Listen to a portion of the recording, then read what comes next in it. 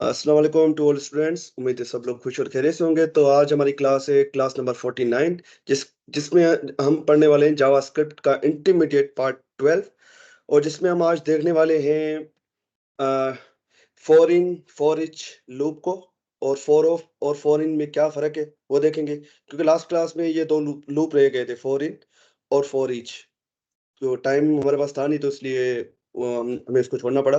तो आज हम इसको कवर करेंगे और ये भी देखेंगे कि भाई कि फॉर इन और फॉर ऑफ में क्या फ़र्क है। ये दोनों सिमिलर आपको लगेंगे, पर इसमें थोड़ा-सा फ़र्क है। तो वो देखेंगे। इसके बाद भाई multiple ways of accessing elements, मतलब आप एलिमेंट को कितने तरीकों से एक्सेस कर सकते हो, ठीक है?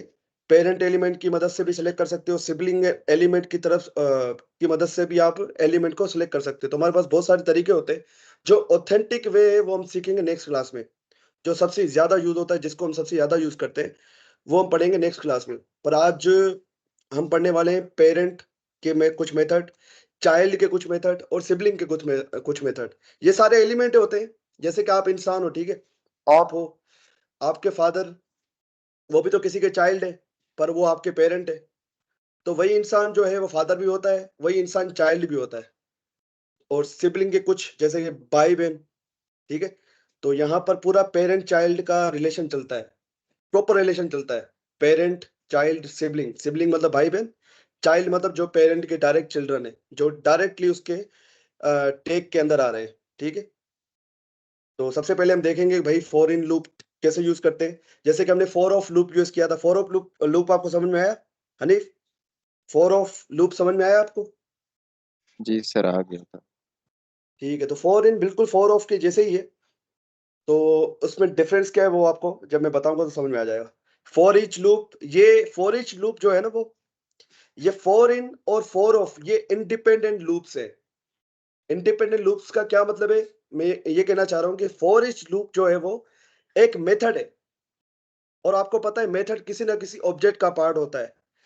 तो ये एरे ऑब्जेक्ट का पार्ट है। मतलब जो भी आप एरे यूज करते हो ना, जैसे कि एरे डॉट पॉप, हम पॉप का मेथड जो हमने यूज किया था, पुश का मेथड हमने यूज किया था, स्प्लाइस का मेथड यूज किया था, तो वो सारे क्या थे? एरे के मेथड्स थे, ठीक है? उसी तरीके से फॉर ईच जो है वो एक एरे का मेथड है, वो एक इंडिपेंडेंट लूप नहीं है। मतलब आप अगर आपको फॉर ईच का यूज करना है तो आपको एरे की नीड पड़ेगी। एरे डॉट करके, मतलब कोई भी एरे होगा उसके साथ डॉट करके आपको यूज करना पड़ेगा। पर फॉर इन और फॉर ऑफ के साथ वो सीन नहीं है। आप इसको डायरेक्टली यूज कर सकते हो। ये जनरल है। जनरल का मतलब ये होता है कि हर हर चीज में चलने वाला। जैसे कि जनरल डॉक्टर होता है ना, जनरल स्टोर होता है जहां आपको हर चीज मिल जाती है। उसी तरीके से ये जो लूप्स है, ये जनरल लूप्स कहलाते हैं। फॉर इन और फॉर ऑफ, ये फॉर हो गया, वाइल हो गया, डू वाइल हो गया, ठीक है? ये सारे जनरल लूप्स कहलाते हैं। उसके बाद हम देखेंगे कि भाई फॉर इन और फॉर ऑफ लूप में फर्क क्या है, ठीक है? ये दोनों सिमिलर लगते हैं और फर्क है इसमें। उसके बाद हम देखेंगे भाई एलिमेंट को हम डायरेक्टली कैसे एक्सेस कर सकते हैं, आईडी के नाम से।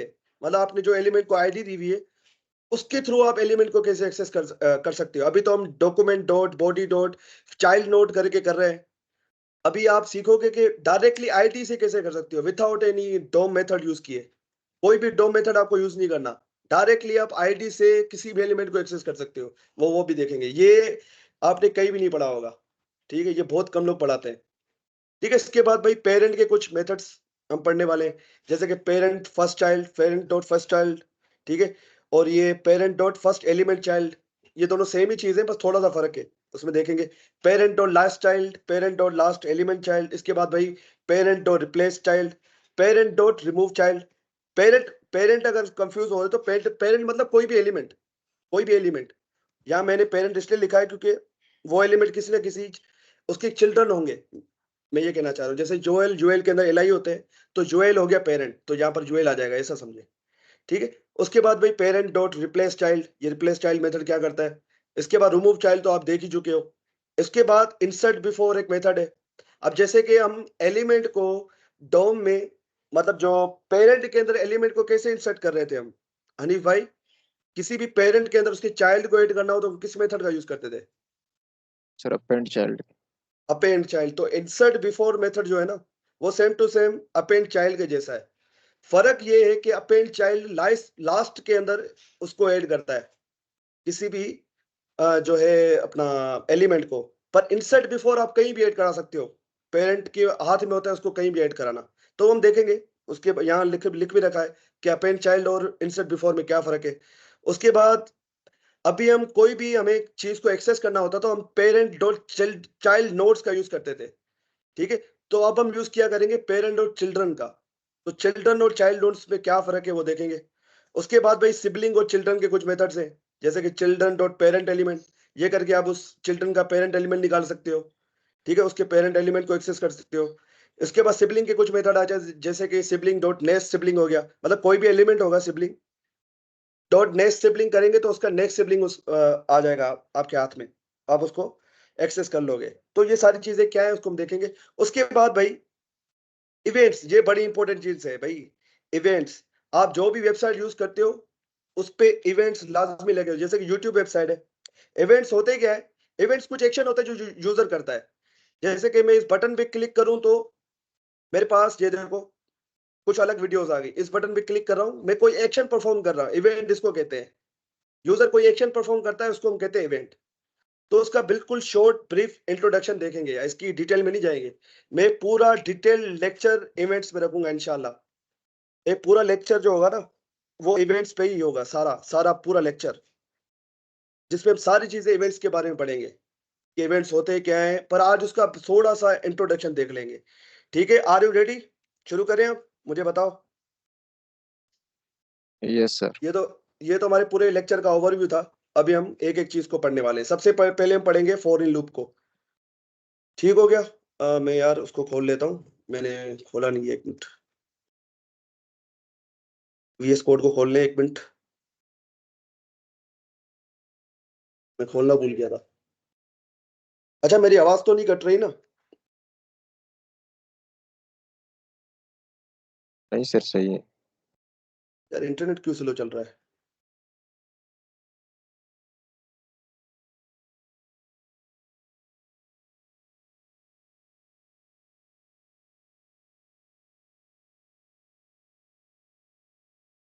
भाई खुल जा, वीएस कोड डॉट डेव।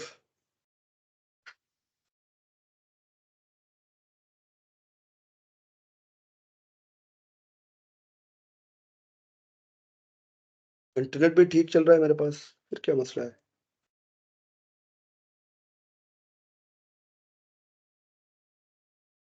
ये भी ठीक खुल रहा है।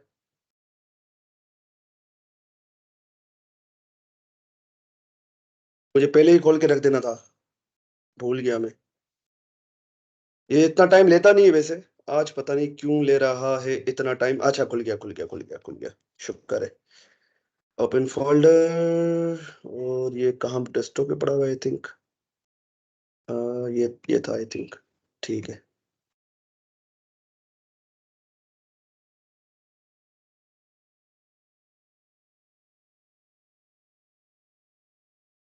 ये क्या हो रखा है इसके साथ?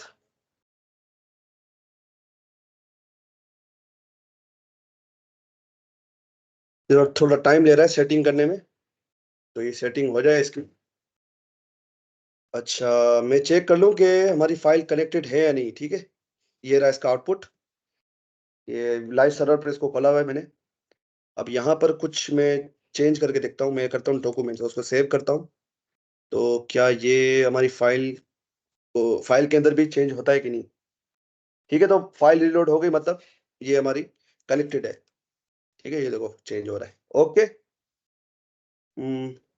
तो सबसे पहले हम पढ़ने वाले हैं फॉर ऑफ लूप को, ओ सॉरी फॉर इन लूप को। फॉर ऑफ तो हमने लास्ट क्लास में देख लिया था, फिर भी आज फॉर ऑफ को भी देख लेते हैं। तो फॉर ऑफ जो लूप है ना, वो आप इटरेबल ऑब्जेक्ट के साथ यूज करते हो। इटरेबल ऑब्जेक्ट जैसे कि भाई आपका हो गया एरे, ठीक है। अब जैसे कि यहाँ बनाता हूँ एरे में, ठीक है, 1 2 3 4 5, ठीक है। ये 5 एलिमेंट मैंने एरे के अंदर डाल दिए। तो फॉर ऑफ का सिंटेक्स आपको पता है, फॉर लूप की तरह ही है, बस फॉर लूप की अलग वेरिएशन है। ये क्या है, फॉर लूप की ही वेरिएशन है, मतलब फॉर लूप को आसान कर दिया गया है। इसके अंदर आपको कोई भी इनिशियलाइजेशन नहीं करनी, कोई भी कंडीशन नहीं लगानी, आई प्लस प्लस मतलब कोई भी इंक्रीमेंट या डिक्रीमेंट नहीं करनी, ये खुद से कर लेता है, ठीक है। तो सबसे पहले आप यहाँ पर वेरिएबल बनाते हो। अच्छा हनीफ, आपने पता है क्या गलती की थी? आपने डायरेक्टली वेरिएबल बनाया हुआ था, जैसे कि ऐसे, ऑफ एरर। ऐसे करोगे तो होगा क्या कि ये जो वेरिएबल है ना, वो विंडो ऑब्जेक्ट की प्रॉपर्टी बन जाएगी। अगर आप कोई भी वेरिएबल ऐसे डायरेक्टली बनाते हो ना, ऐसे विथआउट वॉर कीवर्ड का यूज किए, तो होता क्या है कि भाई ये जो वेरिएबल है वो विंडो ऑब्जेक्ट की प्रॉपर्टी बन जाता है। मैं अभी आपको दिखाता हूं। अरे ये क्या आ गया, CLG। यार यहाँ शॉर्टकट काम नहीं करते क्या ऑनलाइन VS कोड में? CLG करने पे मेरे पास console.log खुल जाता है, पर ये नहीं खुल रहा। अच्छा, ये देखो वो वेल किया मैंने, अब देखते हैं। सॉरी, वेल को नहीं देखना था मुझे, डॉक्यूमेंट ऑब्जेक्ट को देखना था। ये उसकी वैल्यू को लेके आ गया मुझे। सॉरी, विंडो ऑब्जेक्ट को देखना था। मैं क्या बोल रहा हूँ यार आज। अच्छा, विंडो ऑब्जेक्ट खोला मैंने, और यहाँ पर मैं ढूंढूंगा वेल नाम का एक वेरिएबल, क्योंकि आपने डायरेक्टली विथआउट कीवर्ड यूज किया है उसको ना, तो वो क्या हो जाता है, वो प्रॉपर्टी बन जाता है विंडो ऑब्जेक्ट की। यहाँ पर अगर सर्च करूँ, मिल जाना चाहिए यार। ज्यादा जूम किया हुआ है शायद, इसकी वजह से मुझे नहीं दिख रहा।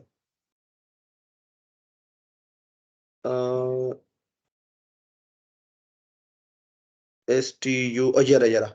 ये दिख रहा है आपको भाई? मुझे बताओ, ये दिख रहा है? जी सर, दिख रहा है। ठीक हो गया। तो डायरेक्टली विथआउट वॉर कीवर्ड, यहाँ मतलब कोई भी कीवर्ड लिखे बगैर इसको बनाओगे ना, तो वो विंडो ऑब्जेक्ट की प्रॉपर्टी बन जाती है। और दूसरी बात, वॉर कीवर्ड के साथ बनाओगे तब भी वो विंडो ऑब्जेक्ट की प्रॉपर्टी बनेगा। पर आप लेट कीवर्ड के साथ जब बनाओगे ना, लेट कीवर्ड और कॉन्स्टेंट अभी हमने पढ़ा नहीं है, तो इसलिए अगर आप लेट कीवर्ड के साथ करते हो तो वो विंडो ऑब्जेक्ट की प्रॉपर्टी नहीं बनेगा। ये बात आप याद रखना। वॉर कीवर्ड क्या करता है, उसको डायरेक्टली वो विंडो ऑब्जेक्ट के साथ जोड़ देता है। ठीक है। और लेट कीवर्ड के साथ भी करता है, सॉरी सॉरी, लेट कीवर्ड के साथ भी करता है। पर अगर आप इसको किसी ब्लॉक में रखोगे ना, ब्लॉक में रिस्ट्रिक्शन लग जाएगी। ठीक है, कंफ्यूज नहीं होना। ये मैं बाद में इसको रिपीट भी करूंगा। अब ये वेरिएबल जो है, ये विंडो ऑब्जेक्ट की प्रॉपर्टी नहीं बनेगा। अगर मैं अभी आपको दिखाऊं, मैंने इसको एक ब्लॉक के अंदर रख दिया है, तो इसको मैं सेव करता हूं। तो ये विंडो ऑब्जेक्ट क्यों नहीं आ रहा भाई? अच्छा, अभी हम इसको देखेंगे ना, वेल कीवर्ड आपको नहीं मिलेगा कहीं भी। वेल नाम का कोई भी वेरिएबल आपको नहीं दिखेगा। एस एस के बाद आएगा ना वो STUV। ये देखो, टी के बाद डायरेक्टली वी आ रहा है, देखो विजुअल आ रहा है। वी वेरिएबल हमारे पास नहीं आ रहा है। अगर उसी तरीके से अगर मैं वॉर कीवर्ड के साथ बनाता ना, तो होता क्या कि ये क्या बन जाता, ये डायरेक्टली हमारे विंडो ऑब्जेक्ट की प्रॉपर्टी बन जाती।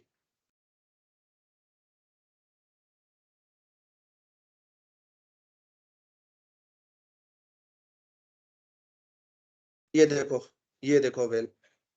ठीक है।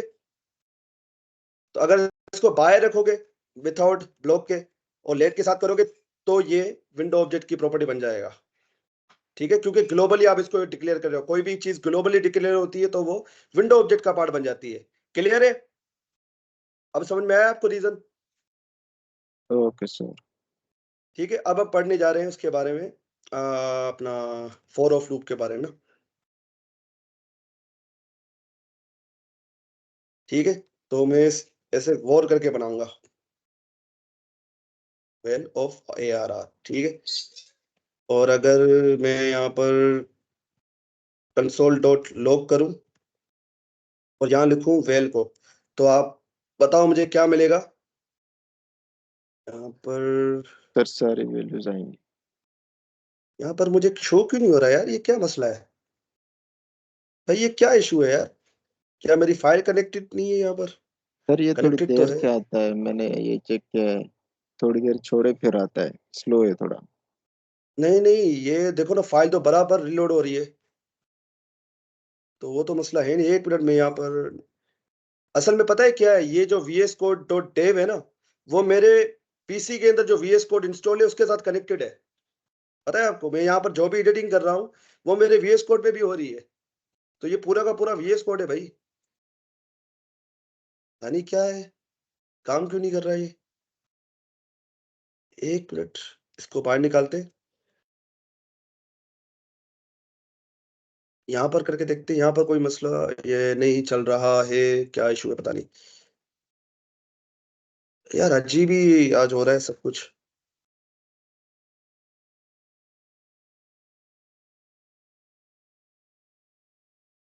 कंसोल पे कुछ भी नहीं आ रहा। अरे भाई, अच्छा अच्छा, वो यहाँ पर फिल्टर में मैंने वेल लिखा हुआ था ना, तो वो उसको फाइंड कर रहा था। हालत देखो यार।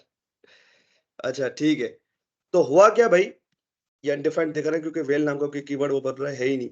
अच्छा, ये देखो, इसने क्या किया, इसने ये किया कि ये इसने क्या किया कि ये एरे की एक एक वैल्यू को लेके आया इस वेरिएबल के अंदर, और यहां पर प्रिंट किया, उसके बाद दूसरी वैल्यू को लेके आया, ठीक है, यहां पर प्रिंट किया, फिर तीसरी वैल्यू को लेके आया, यहां पर प्रिंट किया, और चौथी पांचवी जितनी भी मतलब उसकी लेंथ है वहां तक जाएगा। तो ये देखो, हमें 1 2 3 4 5 ये मुझे मिल रहा है, ठीक है। पर फोर इन जो लूप है ना, वो आप एरे के साथ नहीं चला सकते, वो चलता है ऑब्जेक्ट के साथ। तो यहां पर मुझे बनाना पड़ेगा ऑब्जेक्ट, ठीक हो गया। फोर ऑफ लूप ये जो है, आप एरे के साथ चला सकते हो, आप ये ऑब्जेक्ट के साथ भी चला सकते हो, पर ये रिकमेंड नहीं किया जाता कि आप इसको ऑब्जेक्ट के साथ यूज करो, ठीक है। तो मैं यहाँ पर एक नेम नाम की प्रॉपर्टी बना लेता हूँ, जीत, और यहाँ दूसरी प्रॉपर्टी बना लेता हूँ, कुमार। इसको कर देते हैं फर्स्ट नेम। अब आते हैं फॉर इन लूप पे। अब फॉर इन लूप पता है क्या करता है, ये आपको इसकी कीज लाके दे देगा। किसकी कीज लाके दे देगा, इस ऑब्जेक्ट की, ये वाली चीज आपको लाके देगा, ये इसकी वैल्यू लाके नहीं देगा। जैसे कि ये ऑफ लूप क्या कर रहा है, वो एरे की वैल्यू को लाके दे रहा है, इंडेक्स को लाके नहीं दे रहा। पर फॉर इन लूप क्या करता है, वो प्रॉपर्टीज को लेके आता है, ठीक है। तो यहाँ पर कोई भी नाम दे सकते हो उसको, मैंने की दे दिया, और हमारे ऑब्जेक्ट का नाम क्या है, ओबीजे। और यहाँ पर अगर मैं कंसोल करके दिखाऊं आपको की को, तो आप देखोगे ये मुझे ऑब्जेक्ट इज नॉट इटरेबल। अच्छा, मैंने ऑफ, देखो यही मसला आ गया ना, आप ऑफ लूप जो है वो ऑब्जेक्ट के साथ यूज नहीं कर सकते, ये लिखा हुआ है देखो, object is not iterable. For of loop जो है वो सिर्फ अरे या उसके जैसे स्ट्रक्चर के साथ यूज हो सकता है। अगर ऑब्जेक्ट के साथ यूज करना है तो आपको इन यूज करना पड़ेगा। तो ये देखो, मैंने जैसे ही किया, इसको मैं ऊपर वाले को पहले बंद कर देता हूं। ये देखो, मैंने इन किया तो उसने क्या किया, प्रॉपर्टी का नाम मुझे लाके दे दिया। जैसे कि ये रही, ये इस वैल्यू को लाता है, ना कि इसकी वैल्यू को। ये बात आपको याद रखनी है, ये सिर्फ आपको की देगा, ये वाली, ठीक है। तो अगर आपको उसकी वैल्यू को एक्सेस करना है तो आप क्या करोगे, ओबीजे, और उसको ऐसे रख दोगे। आपको पता है ऑब्जेक्ट के थ्रू हम इस तरीके से भी, एक तो डॉट वाला तरीका होता है ना, डॉट फर्स्ट नेम कर दिया, और एक ये तरीका है। और आपको पता है की पे हमारे पास ये वाली कीज आती, तो यहां पर मैं की लिख देता हूं। तो इसको हम जब देखेंगे, तो यहाँ पर कुछ एरर आ गया है। ये क्या एरर आया है, अच्छा डॉट लगाया हुआ है मैंने, सॉरी। तो ये देखो, अब मुझे वैल्यू लाके दे रहा है, क्योंकि मैंने ऑब्जेक्ट पे ये वाला सिंटेक्स यूज किया है, और यहाँ पर की दे दी है। तो की पे हमारे पास ये यही चीज मिल रही है, फर्स्ट नेम और लास्ट नेम, और ये हमें वही लाके दे रहा है। बात समझ में आई, मुझे बताओ। अगर ऑब्जेक्ट के साथ यूज करना है तो भाई फॉर इन यूज करो, अगर एरे के साथ यूज करना है आपको तो फॉर ऑफ यूज करो। अगर मैं यही चीज एरे के साथ यूज करूं तो क्या होगा, देखते हैं। अगर मैं फॉर इन लूप को, इसको कॉपी कर लेता हूं, एक मिनट, इसी को इसको कमेंट कर देता हूं। अगर मैं यही लूप को मैं अरे के साथ यूज करूं, इसको रिप्लेस कर दूं, वो जो हमारा ऊपर अरे बना हुआ है उसके साथ, इसके साथ, ठीक है, इसको रिप्लेस करता हूं, और यहां पर मैं लिखूंगा की। तो देखिए मुझे क्या देता है ये। तो ये देखो, मुझे इंडेक्सिस लाके दे रहा है। ये चीज आपको समझ में आ रही है, इंडेक्सिस मुझे क्यों दे रहा है ये, मुझे बताओ, ये इंडेक्सिस क्यों दे रहा है मुझे। सर क्योंकि इन वाला फॉर इन का लूप है, वो प्रॉपर्टी का नेम शो करता है, वैल्यू नहीं। प्रॉपर्टी का तो आपको पता है, array behind the scene object ही होते हैं, ठीक है। तो उनकी इंडेक्स उनकी प्रॉपर्टी नेम होती है। जैसे कि जीरो पे, जीरो बिहाइंड द सीन पता है क्या होता है, मैं आपको दिखाता हूँ बिहाइंड द सीन भाई। ये एरे कुछ इस तरह होता है, ये एरे कुछ आपको इस तरह देखेगा बिहाइंड द सीन। जीरो पे 1 पड़ा हुआ है, लाइक दिस, जीरो, ये जीरो इंडेक्स हो गया, और ये 1 पड़ा हुआ है। उसके बाद 1 पे भाई ये 2 पड़ा हुआ है, टू इंडेक्स पे ये इंडेक्स नंबर है, ठीक है। तो बिहाइंड द सीन आपको पता है ये एरे क्या होता है, ऑब्जेक्ट होता है, ठीक है। अब मुझे बताओ समझ में आया आपको? फोर इन, फोर ऑफ, इन दोनों में डिफरेंस यही है कि भाई फोर ऑफ जो है वो आपको एरे की वैल्यूज ला के देगा, आप उसको ऑब्जेक्ट के साथ यूज नहीं कर सकते। पर फोर इन क्या करता है, वो किसी भी ऑब्जेक्ट की कीज को लेके आता है, चाहे वो एरे हो, एरे की कीज को लेके मतलब उसके इंडेक्सेस को लेके आ जाएगा, और ऑब्जेक्ट होगा तो उसकी प्रॉपर्टीज को लेके आ जाएगा, ठीक है। तो यहां अगर मैं इंडेक्स भी लिख दूं तो बात एक ही है, ठीक है। मुझे बताओ समझ में आया ये फर्क फोर और फोर इन के बीच में? जिस तरह के सर, ये अगर हम जो आपने वैल्यूज प्रिंट करवाई की, उसके बाद ब्रेस उसमें स्क्वायर ब्रैकेट में लिखा वैल्यू, अगर हाँ हम हाँ, की इन ऑब्जेक्ट उसके बाद ही वैल्यू लिख दें तो उसमें आ जाएगा, प्रिंट हो जाएगा। मैं समझा नहीं आपकी बात, आप क्या कहना चाह रहे हो? सर ये जो आपने लिखा है ना कि वो फॉर इन लूप यूज किया है जो आपने। ये जी सर, इसके ओबीजे फिर स्क्वायर ब्रैकेट में की लिखे तो आ जाएगा वैल्यूज। यहाँ पर आप कहना चाह रहे हो इधर लिखूं, जी जी। इधर इस जगह पे? नहीं, इस जगह जी पे जी काम नहीं सर, यहाँ। करेगा, सिंटेक्स एरर देगा भाई अच्छा। ये। हम रूल से रेगुलेशन के हिसाब से चलना पड़ेगा ना, करके देखते हैं। मैंने कभी ट्राई नहीं किया, तो ये नहीं चल रहा, ये चल ही नहीं रहा यहाँ पर, क्योंकि यहाँ पर आप ऑब्जेक्ट देते हो भाई। अगर सर यहाँ पर आप कंसोल डॉट ऑब्जेक्ट का नाम लॉग्स देते में हो, से की को हटा देना। तो यहाँ पर क्या लिखूं इसकी जगह पे? सर की ये ऊपर लिखने ओबीजे उसके, हाँ, इसके साथ। पर वो कुछ करेगा कुछ भी नहीं ये करेगा तो कुछ भी नहीं। कंसोल तो कुछ, ये आउटपुट तो कुछ नहीं देगा, क्योंकि हम कंसोल तो करा नहीं रहे इसको। तो ये वाला तरीका नहीं यूज होता भाई, को भूल जाओ। ये वाला तरीका जो है वो वैलिड नहीं है, तरीका है ये वाला, ठीक है। आप चाहे तो सिंपल फॉर लूप यूज कर लो, पर ये आपकी सहूलत के लिए भाई, आपकी रिक्वायरमेंट के ऊपर है, आप किसको यूज करना चाह रहे हो, आपकी मर्जी है। तो भाई फॉर लूप यूज कर लो, या फॉर ऑप या फॉर इन लूप यूज कर लो, आपकी मर्जी के ऊपर है, ठीक है। समझ में आया तो आगे बढ़ो, मुझे बताओ। जी सर, सही है। हमारे ये तीन टॉपिक्स हो चुके कवर। अब हम सीखने जा रहे हैं कि भाई आप एलिमेंट को डायरेक्टली कैसे आईडी के थ्रू कैसे एक्सेस कर सकते हो। आपको मजे वाली बात दिखाऊं मैं, इसको कर देता हूँ कमेंट, ठीक है। मैं यहाँ पर जाऊंगा HTML में, और यहाँ पर मैं कुछ लिखना चाहूंगा, ठीक है। मैं यहाँ पर एक एलिमेंट बना लेता हूँ, div, और उसको एक आईडी दे देता हूँ। आईडी में देता हूँ माई div, ठीक है। और यहाँ पर मैं कुछ भी लिख देता हूँ, हेलो जीत, ठीक है। अब मजा देखना, कंसोल डॉट लॉग माई div डॉट इनर टेक्स्ट। अभी देखना मजा होता है क्या। ये पता है क्यों नहीं चल रहा? ये लास्ट क्लास में हमारे साथ हुआ था, तो मुझे कौन बताएगा ये क्यों नहीं चल रहा, ये मुझे कंसोल क्यों नहीं करवा रहा? सर ये SR से हटाना पड़ेगा। हाँ यार, ये ऐसे मसला वैसे होता नहीं है, पर पता नहीं क्यों कर रहा है ये। बहरहाल, SR से हटा दिया, अब ये काम कर, ये देखो, ये हेलो जीत भाई कहाँ से आ रहा है?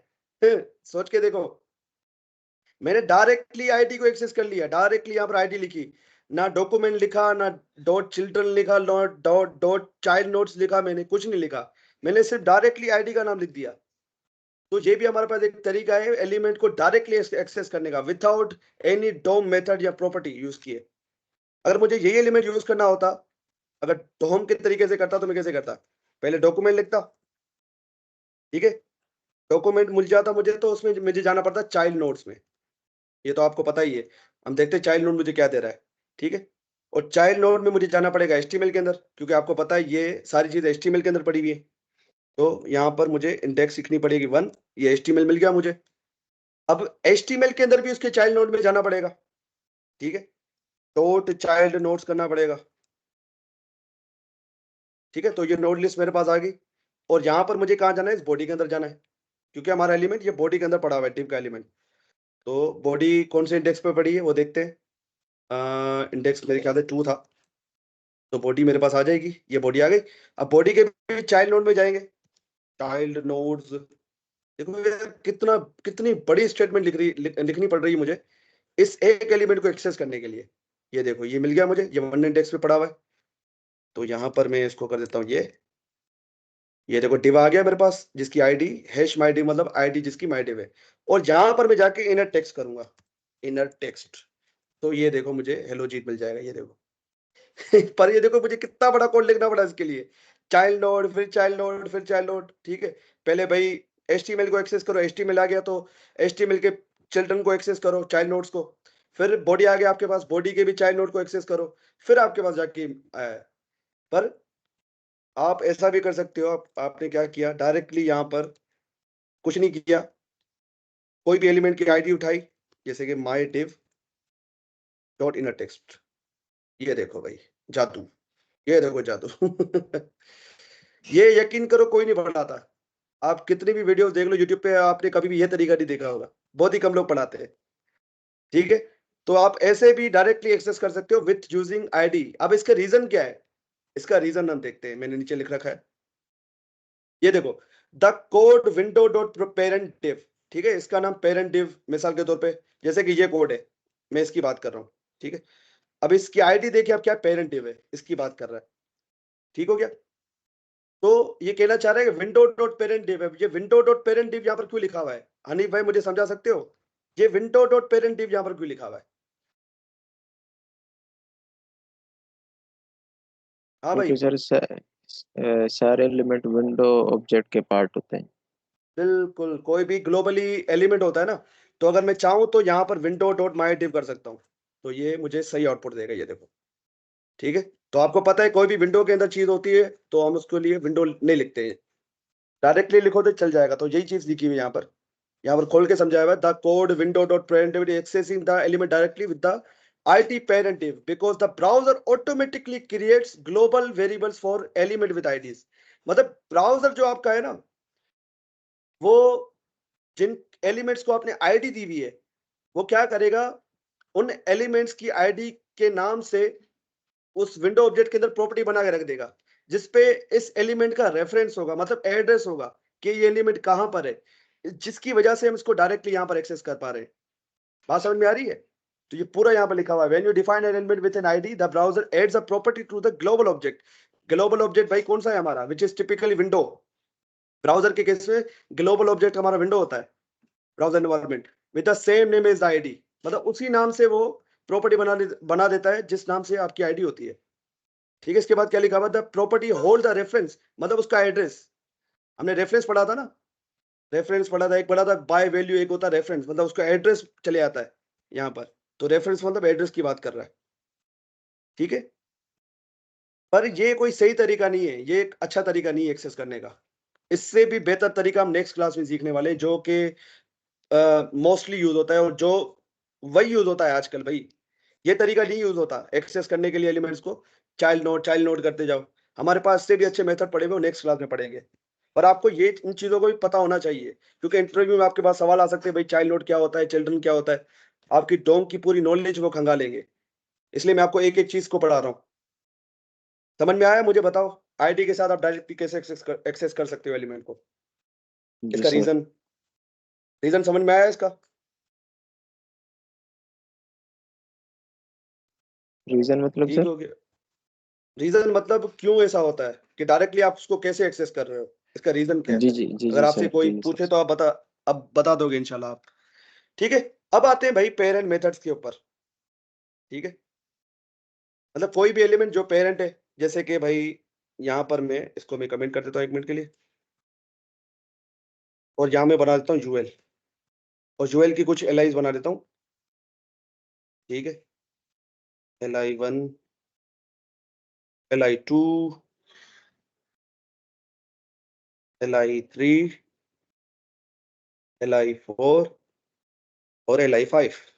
ठीक है, इसको मैं आईडी दे देता हूँ पेरेंटिव, या क्लास दे तो आईडी दे दो आपकी मर्जी, मैं इसको पेरेंटिव के नाम से आईडी दे देता हूँ। और इनको भी आईडी दे देता हूँ, चाइल्ड टिव 1।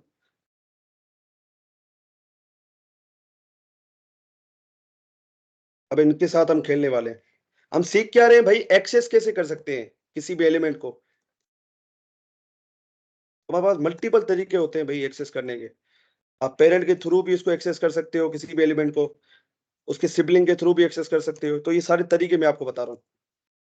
आप ज्यादातर ये आप ये यूज करोगे ही नहीं, ठीक है, बहुत ही कम करोगे। आप कौन से यूज करोगे? जो नेक्स्ट क्लास में पढ़ने वाला। पर आपको इन चीजों का पता होना चाहिए अगर आपको एक अच्छा डेवलपर बनना है तो। इसलिए मैं आप लोगों को इस पे ज्यादा फोकस करवा रहा हूँ, ठीक है।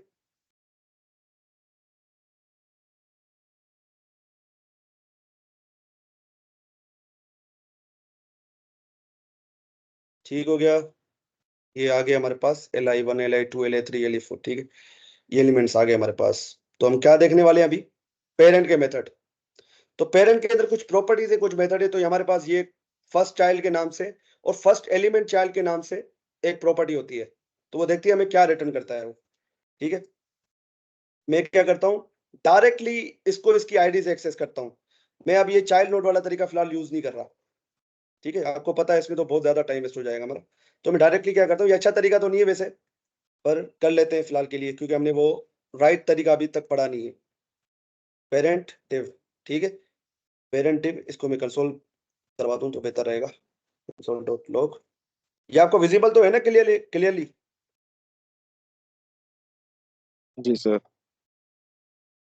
ठीक है। पहले पेरेंट डिव को देखते हैं, पेरेंट डिव मुझे क्या दे रहा है। तो भाई आपको पता है ये यूएल यूएल देगा मुझे, ठीक है।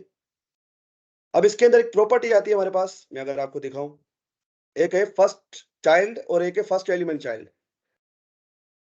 तो ये एफ के अंदर होगा, तो एफ वाली चीज होगी, ये देखो, फर्स्ट चाइल्ड और ये फर्स्ट एलिमेंट चाइल्ड, ठीक है। तो कंसोल कराते हैं सबसे पहले फर्स्ट चाइल्ड को, फर्स्ट चाइल्ड, और यहाँ पर फर्स्ट एलिमेंट चाइल्ड। तो देखते हैं मुझे क्या दे रहा है। तो फर्स्ट चाइल्ड पे मुझे दे रहा है टेक्स्ट नोड, और फर्स्ट एलिमेंट चाइल्ड पे दे रहा है मुझे ये Li, जो ये चाइल्ड div 1, मतलब इसकी बात कर रहा है। फर्स्ट एलिमेंट की, किसकी बात कर रहा है? इसकी बात कर रहा है। मैंने डायरेक्टली इसको एक्सेस कर लिया, पेरेंट डिव, पेरेंट एलिमेंट की प्रॉपर्टी के थ्रू मैंने इस एक्स वेरिएबल को एक्सेस कर लिया। अब मैं चाहूं तो इस वेरिएबल के साथ कुछ भी कर सकता हूं, मतलब इस एलिमेंट के साथ कुछ भी कर सकता हूं। तो मैंने क्या किया, इस पेरेंट के थ्रू इस चिल्ड्रन को एक्सेस कर लिया। तो ये भी एक तरीका है हमारे पास। अब फर्क देखते हैं भाई, फर्स्ट चाइल्ड और फर्स्ट एलिमेंट चाइल्ड में फर्क क्या है। दोनों सेम ही काम करते हैं। किसी भी पेरेंट के फर्स्ट चाइल्ड को लेके आते हैं, जैसे कि अभी पेरेंट डिव के केस में ये इसका फर्स्ट चाइल्ड है, ठीक है।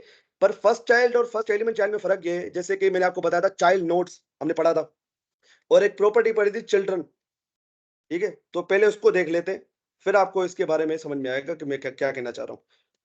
इसको कर देता हूँ कमेंट। पहले वो देख लेते हैं चाइल्ड नोड और चिल्ड्रन में क्या फर्क है, फिर आपको इनके बीच में फर्क समझ में आएगा।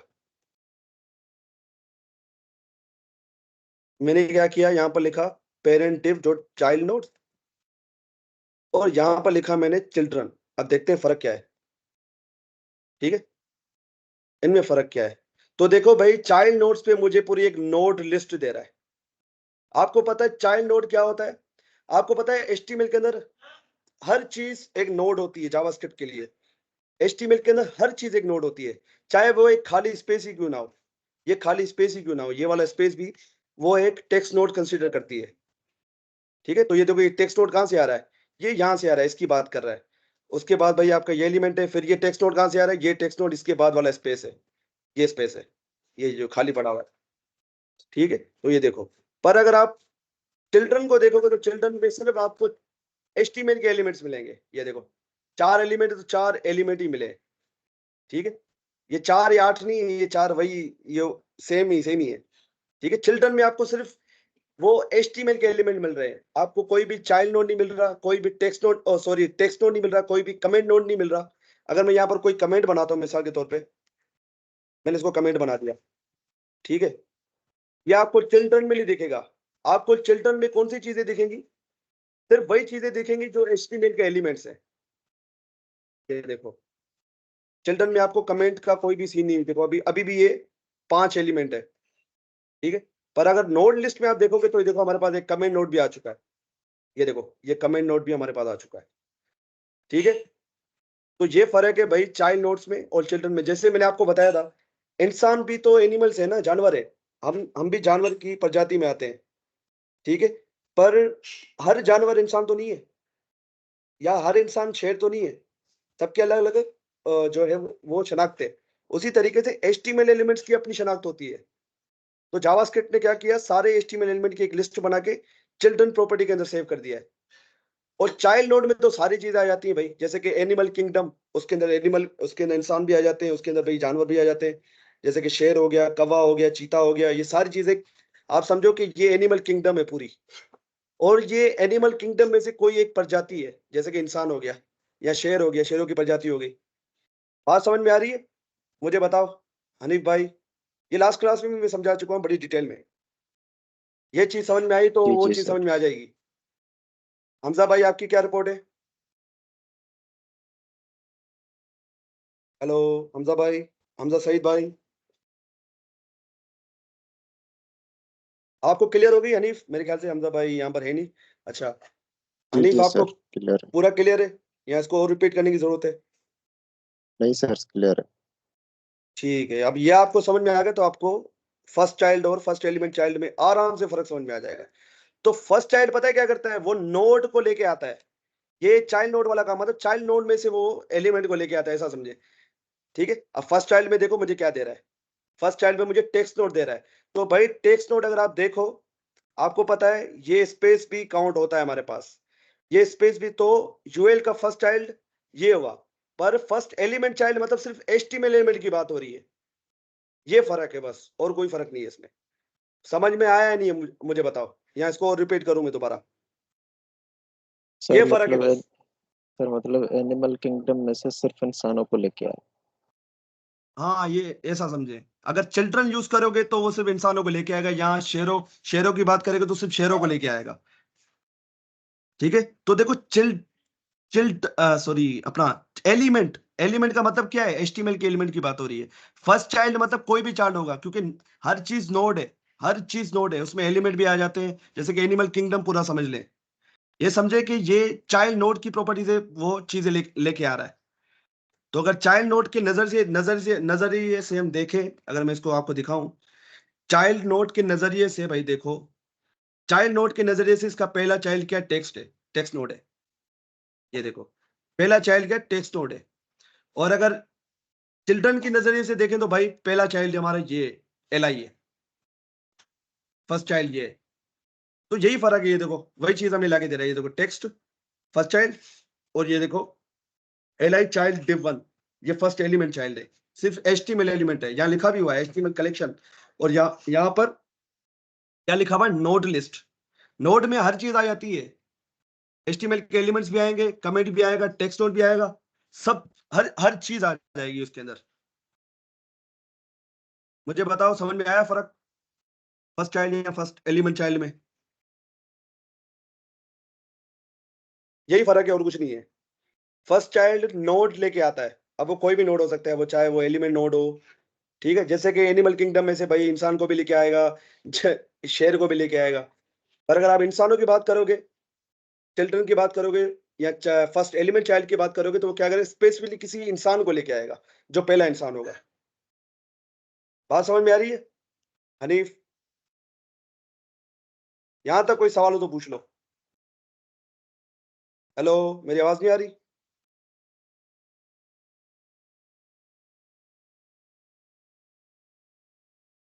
हेलो, मेरी आवाज नहीं आ रही आप लोगों को?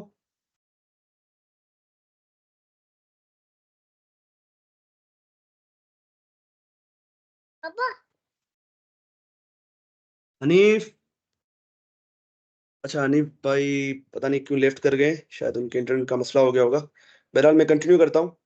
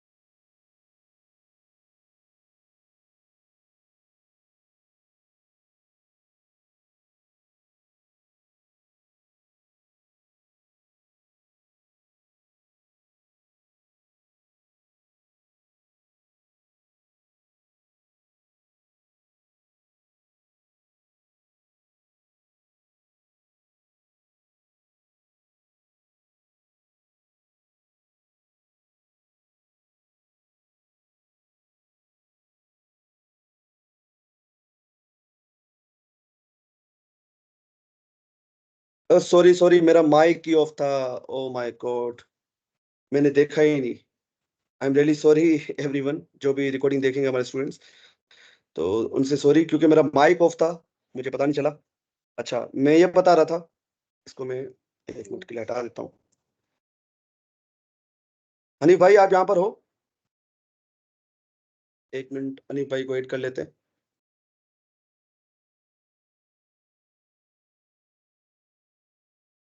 शायद उनके इंटरनेट का मसला है, तो वो रिकॉर्डिंग देख लेंगे। मैं अपनी जो है उसको कंटिन्यू करता हूँ।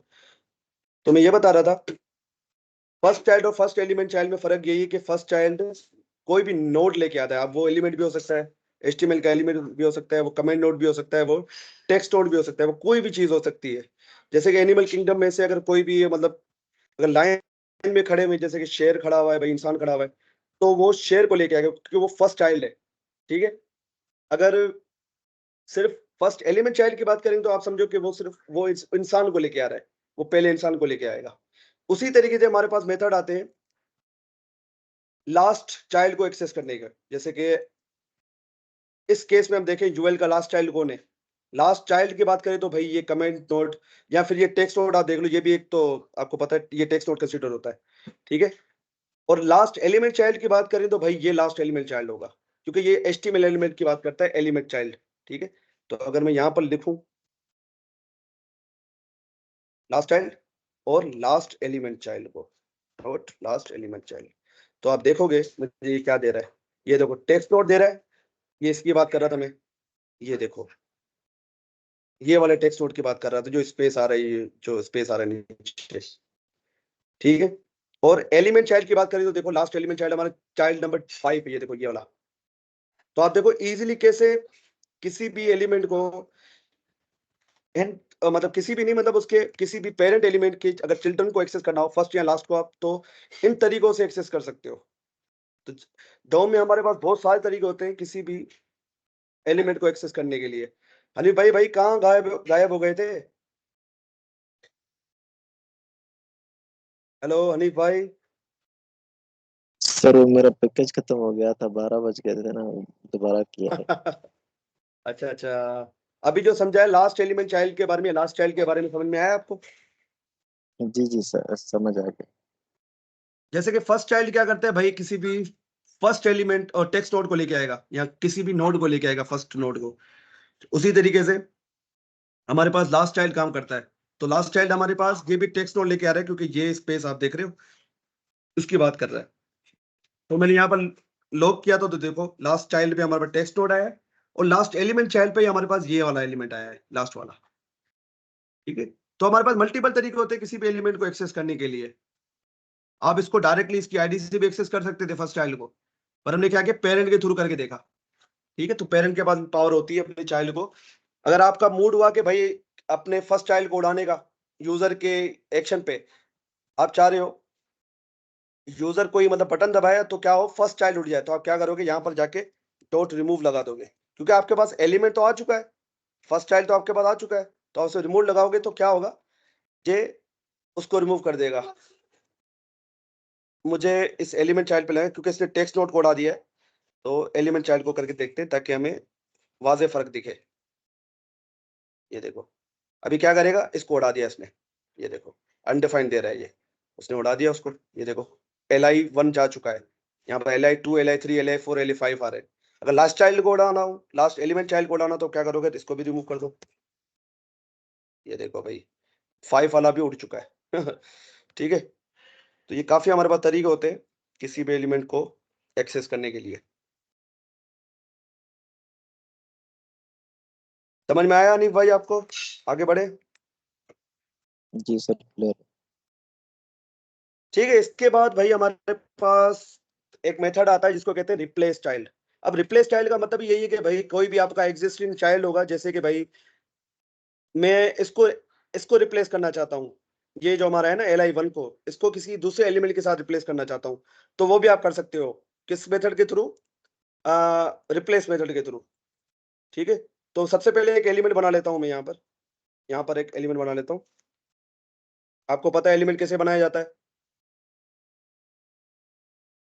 For new new element, new element is equal to document dot create element, और यहाँ पर मुझे एक एल आई चाहिए, यहाँ H1 बना लेते हैं भाई,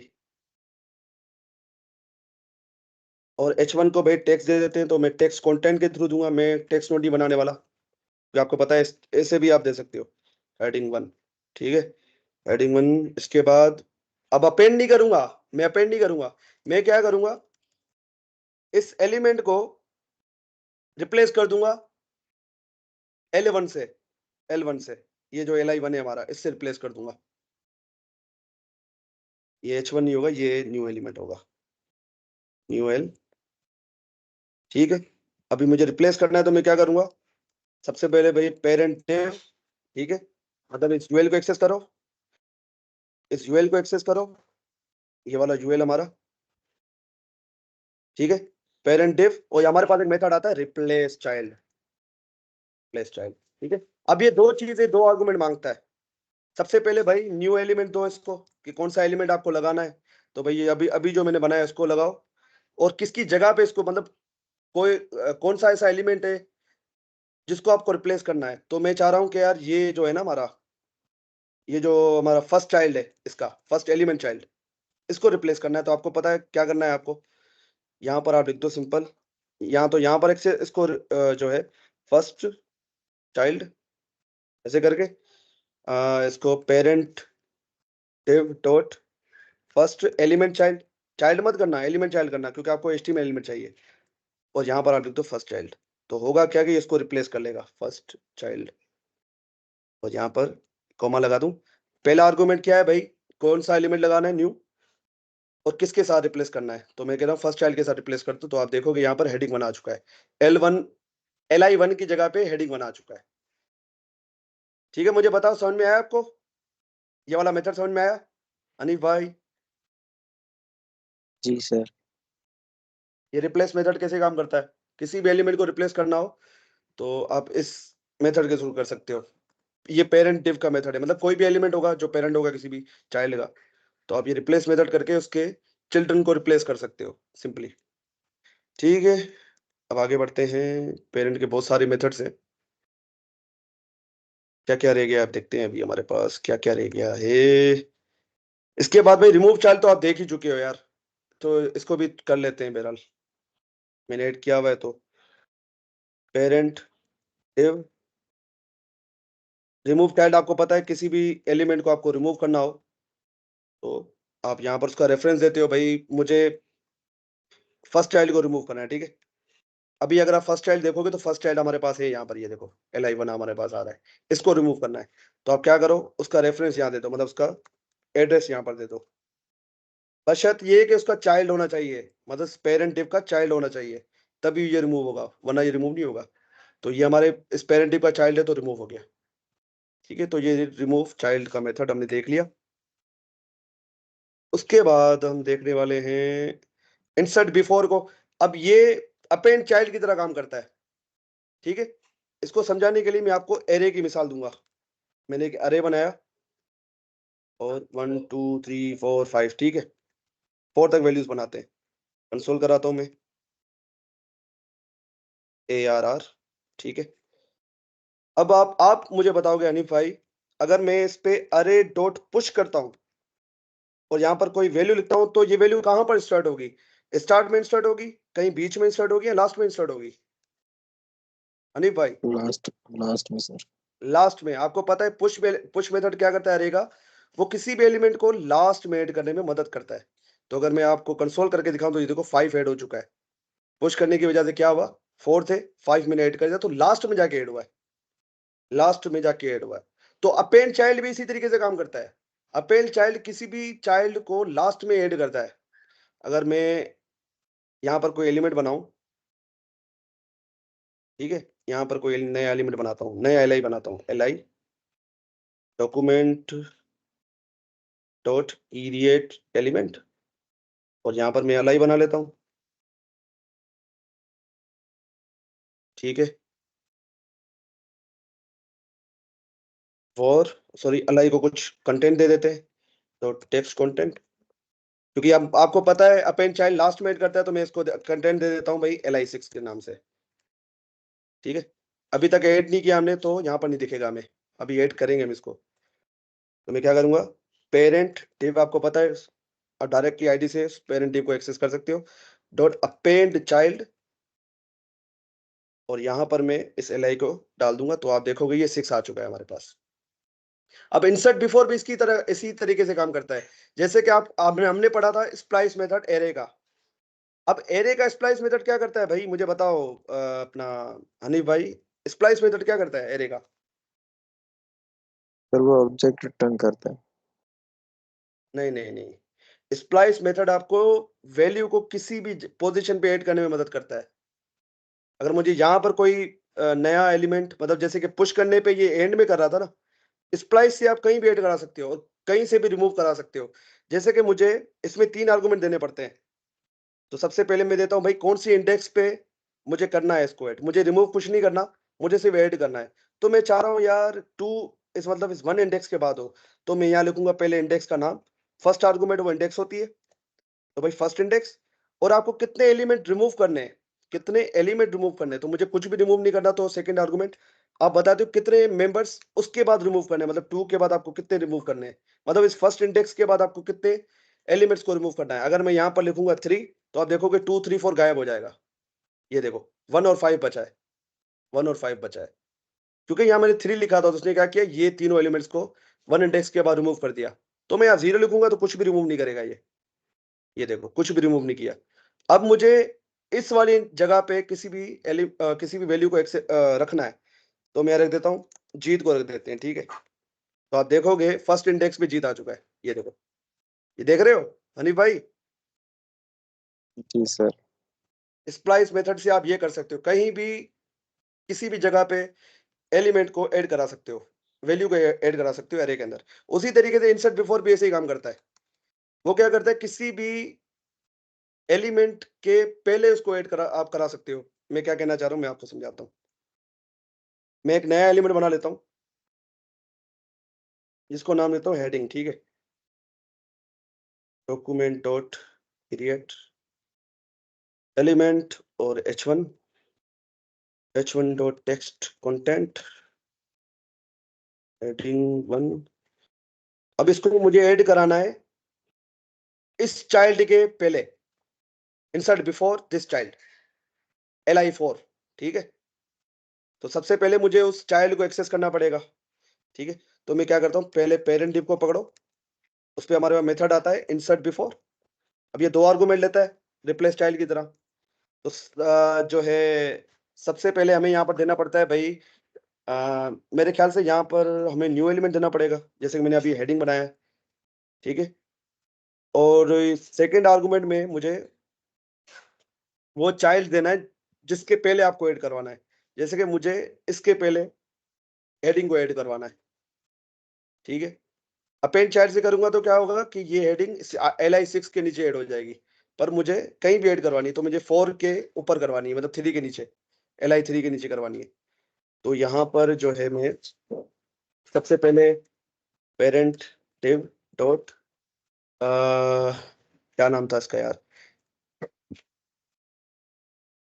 ये मैंने वैसे भी इसको आईडी दी हुई है, ठीक है, li4 को। तो इस आईडी को मैं डायरेक्टली एक्सेस कर लेता हूँ, आपको पता है आईडी से आप डायरेक्टली एक्सेस कर सकते हो। तो यहाँ पर चाइल्ड डिव 4 दे दूंगा, तो आप देखोगे इसने ऐड नहीं किया, h1 इज नॉट डिफाइंड। अच्छा, यहाँ पर हेडिंग है, सॉरी h1 ये हेडिंग वेरिएबल का नाम है। तो ये देखो li4 के पहले ये हेडिंग ऐड हो गई। तो इंसर्ट बिफोर ये मैजिक करता है, आप कहीं भी किसी भी दूसरे चाइल्ड एलिमेंट को कहीं भी किसी भी पोजीशन पे ऐड करा सकते हो। समझ में आया आपको हनीफ भाई, या इसको रिपीट करने की जरूरत है? नहीं सर, क्लियर है। ठीक हो गया, अच्छी बात है यार। चलो ये हो गया। इसके बाद भाई पेरेंट चाइल्ड और इंसर्ट बिफोर के बीच में आपको फर्क मैंने समझा दिया है, ठीक है, ये अलग से मैंने लिखा हुआ है। इसका फर्क आपको समझ में आया, अपेंड चाइल्ड और इंसर्ट बिफोर, ये पुश और स्प्लाइस के जैसा ही है, ऐसा समझे। अपेंड चाइल्ड पुश की तरह काम करता है, इंसर्ट बिफोर ये स्प्लाइस की तरह काम करता है, ठीक है। उसके बाद मैंने ये भी समझा दिया भाई कि पेरेंट डॉट चाइल्ड नोट्स और चिल्ड्रन प्रॉपर्टी के बीच में क्या फर्क है। इसके बीच में फर्क आपको समझ में आया, चिल्ड्रन और चाइल्ड नोट्स के बीच में? नहीं सर, ये मेरे ख्याल से अभी तक नहीं पढ़ा है, चिल्ड्रन ये का पढ़ा नहीं है, बताया। मैंने पढ़ा है भाई। ये देखो ऊपर, ये देखो, ये देखो, ये मैंने पढ़ा है। चलो इसको दोबारा देख लेते हैं, कोई मसला ही नहीं है। मैं नीचे जाता हूँ, इन सबको पहले कमेंट कर दूं, ये बहुत ज्यादा कचरा कर रहे हैं यहाँ पर। तो भाई तुम हो जाओ कमेंट। अब आते हैं यहाँ पर, आपको पता है पेरेंट डिव को भी डायरेक्टली एक्सेस कर सकते हो, पेरेंट डिव, उसको कंसोल पहले करवा लो। ओके, देखिए क्या आउटपुट देता है। Parent div dot child note, child notes पे देखो मुझे ये क्या दे रहा है। ये सारे जो भी चीजें हैं ना उस पेरेंट के अंदर, वो सारी चीजों को लेके, चाहे वो कमेंट नोड हो, चाहे वो टेक्स्ट नोड हो, फालतू के कोई भी ऐसी चीज। तो अगर आपको ये कमेंट एक्सेस करना है तो भाई चाइल्ड नोड को एक्सेस कर ले। आपको अगर सिर्फ एचटीएमएल के एलिमेंट्स चाहिए, जैसे कि ये, आपको क्या चाहिए, आपका सरोकार सिर्फ ये L I child 1, child 2, child 3, child 4, child 5 से, तो आप चाइल्ड नोड का यूज नहीं करो, आप यूज करो किसका, चिल्ड्रन का यूज करो, चिल्ड्रन का। इसको कमेंट कर देता हूँ, ये चिल्ड्रन हमें सिर्फ एचटीएमएल के एलिमेंट्स ला के देगा। ये देखो, चाइल्ड 1, चाइल्ड 2, चाइल्ड 3, कोई भी टेक्स्ट नोड या कमेंट नोड आपको यहाँ पर नहीं दिखेगा। अब समझ में आया फर्क? जी सर, अब आ गया। ठीक है, तो इसको ये एक और मिसाल देख लेते हैं हम। ठीक है, अभी हम सारी चीजें चाइल्ड नोड से एक्सेस कर रहे थे ना, अभी मैं आपको दिखाता हूँ चिल्ड्रन से क्या होता है। मैं क्या करता हूँ, डॉक्यूमेंट, डॉक्यूमेंट में आपको पता है पूरा डॉक्यूमेंट आ जाता है। ठीक है, पूरा डॉक्यूमेंट आ जाता है। डॉक्यूमेंट डॉट चिल्ड्रन करके देखता हूँ मुझे क्या देता है। डॉक्यूमेंट डॉट चिल्ड्रन किया, ये देखो मुझे एचटीएमएल दे दिया डायरेक्ट उसने। अगर मैं चाइल्ड नोट करता तो मुझे क्या देता, ये देखो, ये डॉक टाइप भी लेके आ रहा है। डॉक टाइप मेरे काम की नहीं है, मुझे मेरे काम की सिर्फ ये एचटीएमएल का एलिमेंट है, जो कि है, क्या है हमारे पास, ये एचटीएमएल। अब इस एचटीएमएल के अंदर भी हमारे पास चिल्ड्रन, हर एलिमेंट के साथ आपको चिल्ड्रन की प्रॉपर्टी मिलेगी मिलेगी। ठीक है, अब ये एचटीएमएल के चिल्ड्रन को देख रहा हूं मैं। ठीक है, ये अनडिफाइंड दे रहा है। ठीक है, अब ये क्या है, एक्सप्रेशन है, आपको पता है एक्सप्रेशन रिजोल्व होती है। तो डॉक्यूमेंट डॉट चिल्ड्रन में लिखा, तो उसने क्या किया, ये एचटीएमएल को समझो आप, उसने यहाँ पर लाके रख दिया, और एचटीएमएल की यहाँ पर वो चिल्ड्रन को आप एक्सेस कर रहे हो। फिर इसकी ये जब रिजोल्व होगी तो कोई और चीज यहाँ पर आ जाएगी। ठीक है, डॉक्यूमेंट डॉट मैंने किया चिल्ड्रन, तो ये एरे देगा, आपको पता है ये भी नोड लिस्ट की तरह एरे देता है। तो ये 0 इंडेक्स पे पड़ा हुआ है, तो यहाँ पर मुझे एरे की तरह, मतलब चाइल्ड नोड्स की तरह ही एक्सेस करना पड़ेगा इसको। ठीक है, तो एचटीएमएल को एक्सेस कर लिया मैंने, एचटीएमएल को मैंने एक्सेस कर लिया। ठीक है, एक मिनट यार, ये पता नहीं क्या आ गया ऊपर। अब मुझे करना क्या है, मुझे इस फिफ्थ एलिमेंट को एक्सेस करना है। ठीक है, इस तरीके से इस फिफ्थ एलिमेंट को एक्सेस करना है, तो वो कैसे करते हैं देखते हैं। ठीक है, चिल्ड्रन डॉट चिल्ड्रन, आपको पता है एचटीएमएल के भी चिल्ड्रन होते हैं, तो देख लेते भाई मुझे क्या दे रहा है। तो ये मुझे दे रहा है हेड और बॉडी। अब ये कोई भी टेक्स्ट नोड नहीं लाके दे रहा है, सिर्फ एचटीएमएल के एलिमेंट लाके दे रहा है। तो आपको पता है ये यूएल का पड़ा हुआ है, बॉडी के अंदर पड़ा हुआ है। तो भाई यहाँ पर लिखो 1, आ जाएगी बॉडी मेरे पास, बॉडी आ गई। अब बॉडी पे भी आप चिल्ड्रन लगा सकते हो। आप समझो जब ये रिजोल्व होगी तो यहाँ पर हमारे पास बॉडी आ जाएगी, यहाँ पर हमारे पास बॉडी आ जाएगी। ठीक है, ये बिहाइंड द सीन रिजोल्व हो रही होती हैं चीजें। यहाँ पे लिखूंगा चिल्ड्रन, तो मैं क्या दे रहा है, ये मुझे दे रहा है एक यूएल का टैग और 2 स्क्रिप्ट का टैग। अब ये दूसरा स्क्रिप्ट का टैग पता है क्या है, हमने तो यहाँ पर एक ही स्क्रिप्ट का टैग लिखा हुआ है, ये दूसरा कहाँ से आ रहा है भाई, इसका राज पता है क्या है। ये देखो एक ही स्क्रिप्ट का टैग है, ये दूसरा कहाँ से आ रहा है भाई, मुझे कौन बताएगा, ये दूसरा स्क्रिप्ट का टैग क्यों आ रहा है यहाँ पर। हनी भाई, भाई ये दूसरा स्क्रिप्ट का टैग कहाँ से आ रहा है। सर वो मेरे ख्याल से आपने दूसरा भी लिखा है, वो कमेंट नहीं किया अभी तक। नहीं नहीं नहीं नहीं नहीं, मैंने नहीं लिखा हुआ, मैं अगर आपको दिखाऊं इसको, ये देखो, मैंने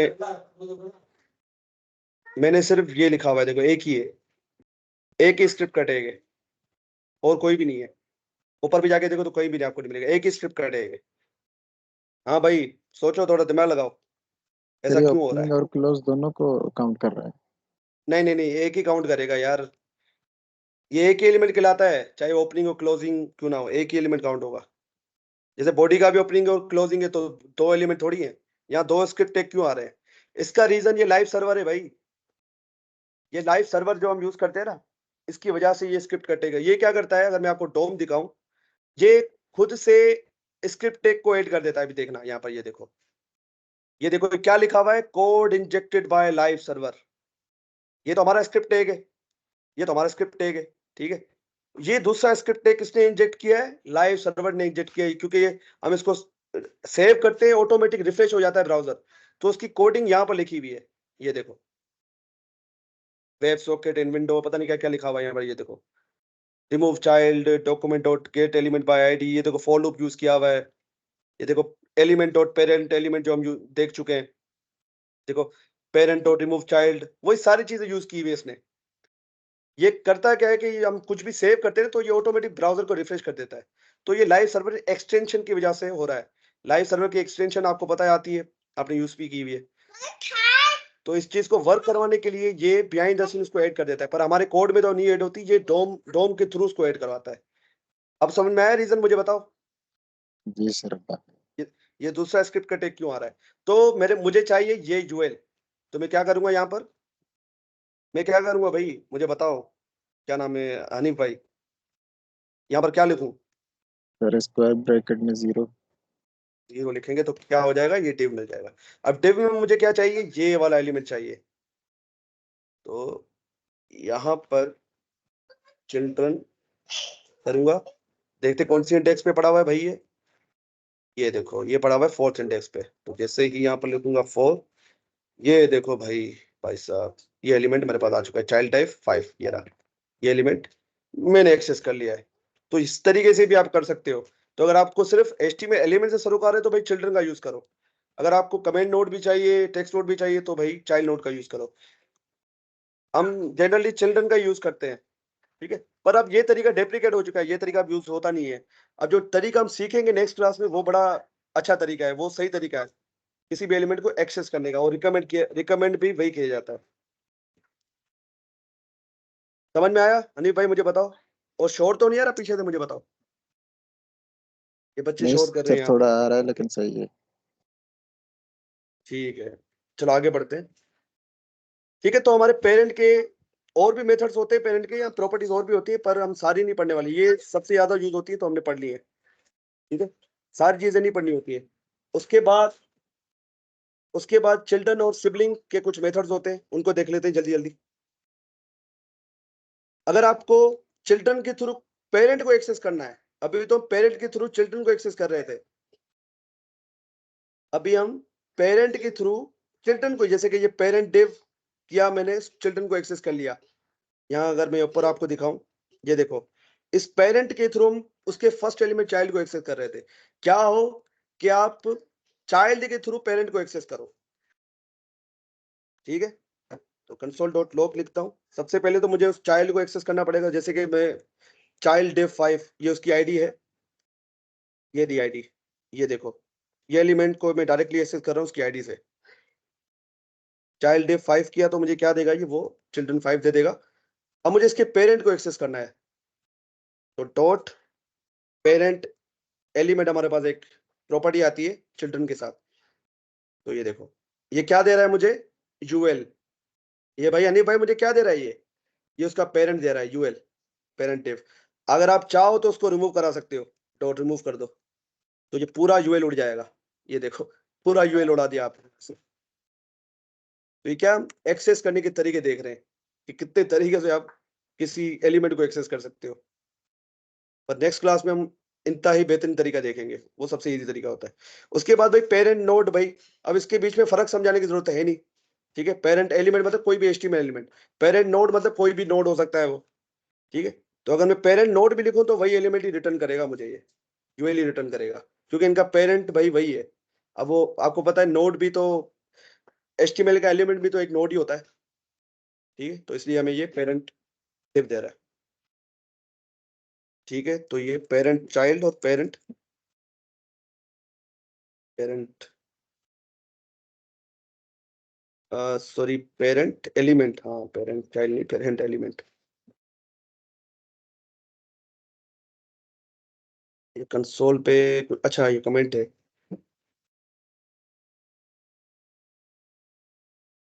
ठीक है। ये देखो दोनों पेरेंट पेरेंट टिप आ रहे हैं, ठीक हो गया। इसको करते हैं कमेंट। अब आगे बढ़ते हैं, अब आते हैं सिबलिंग। सिबलिंग मतलब बहन भाई, लाइक ये एल आई क्या है, सारे एक दूसरे के बहन भाई हैं, क्योंकि एक ही पेरेंट के अंडर आ रहे हैं। बात समझ में आ रही है? सिबलिंग का मतलब ये है। अनिल भाई, ये चीज समझ में आ रही है आपको? जी जी सर। सिबलिंग मतलब ये सारे एल आई के एलिमेंट्स, ये क्या है, एक ही पेरेंट के अंदर आ रहे हैं, एक ही पेरेंट के ओपनिंग और क्लोजिंग टेक के अंदर, तो ये सारे सिबलिंग एलिमेंट्स कहलाते हैं। तो सिबलिंग एलिमेंट्स एक दूसरे को एक्सेस कर सकते हैं, उनके भी मेथड्स हैं हमारे पास। मिसाल के तौर पे आप चाह रहे हो इस एलिमेंट के थ्रू आप फोर्थ एलिमेंट को एक्सेस करना चाह रहे हो, बड़ा सिंपल है। उसके लिए भी हमारे पास मेथड्स दिए हुए हैं। तो आप क्या करो, सबसे पहले तो भाई चाइल्ड div 5 को पकड़ो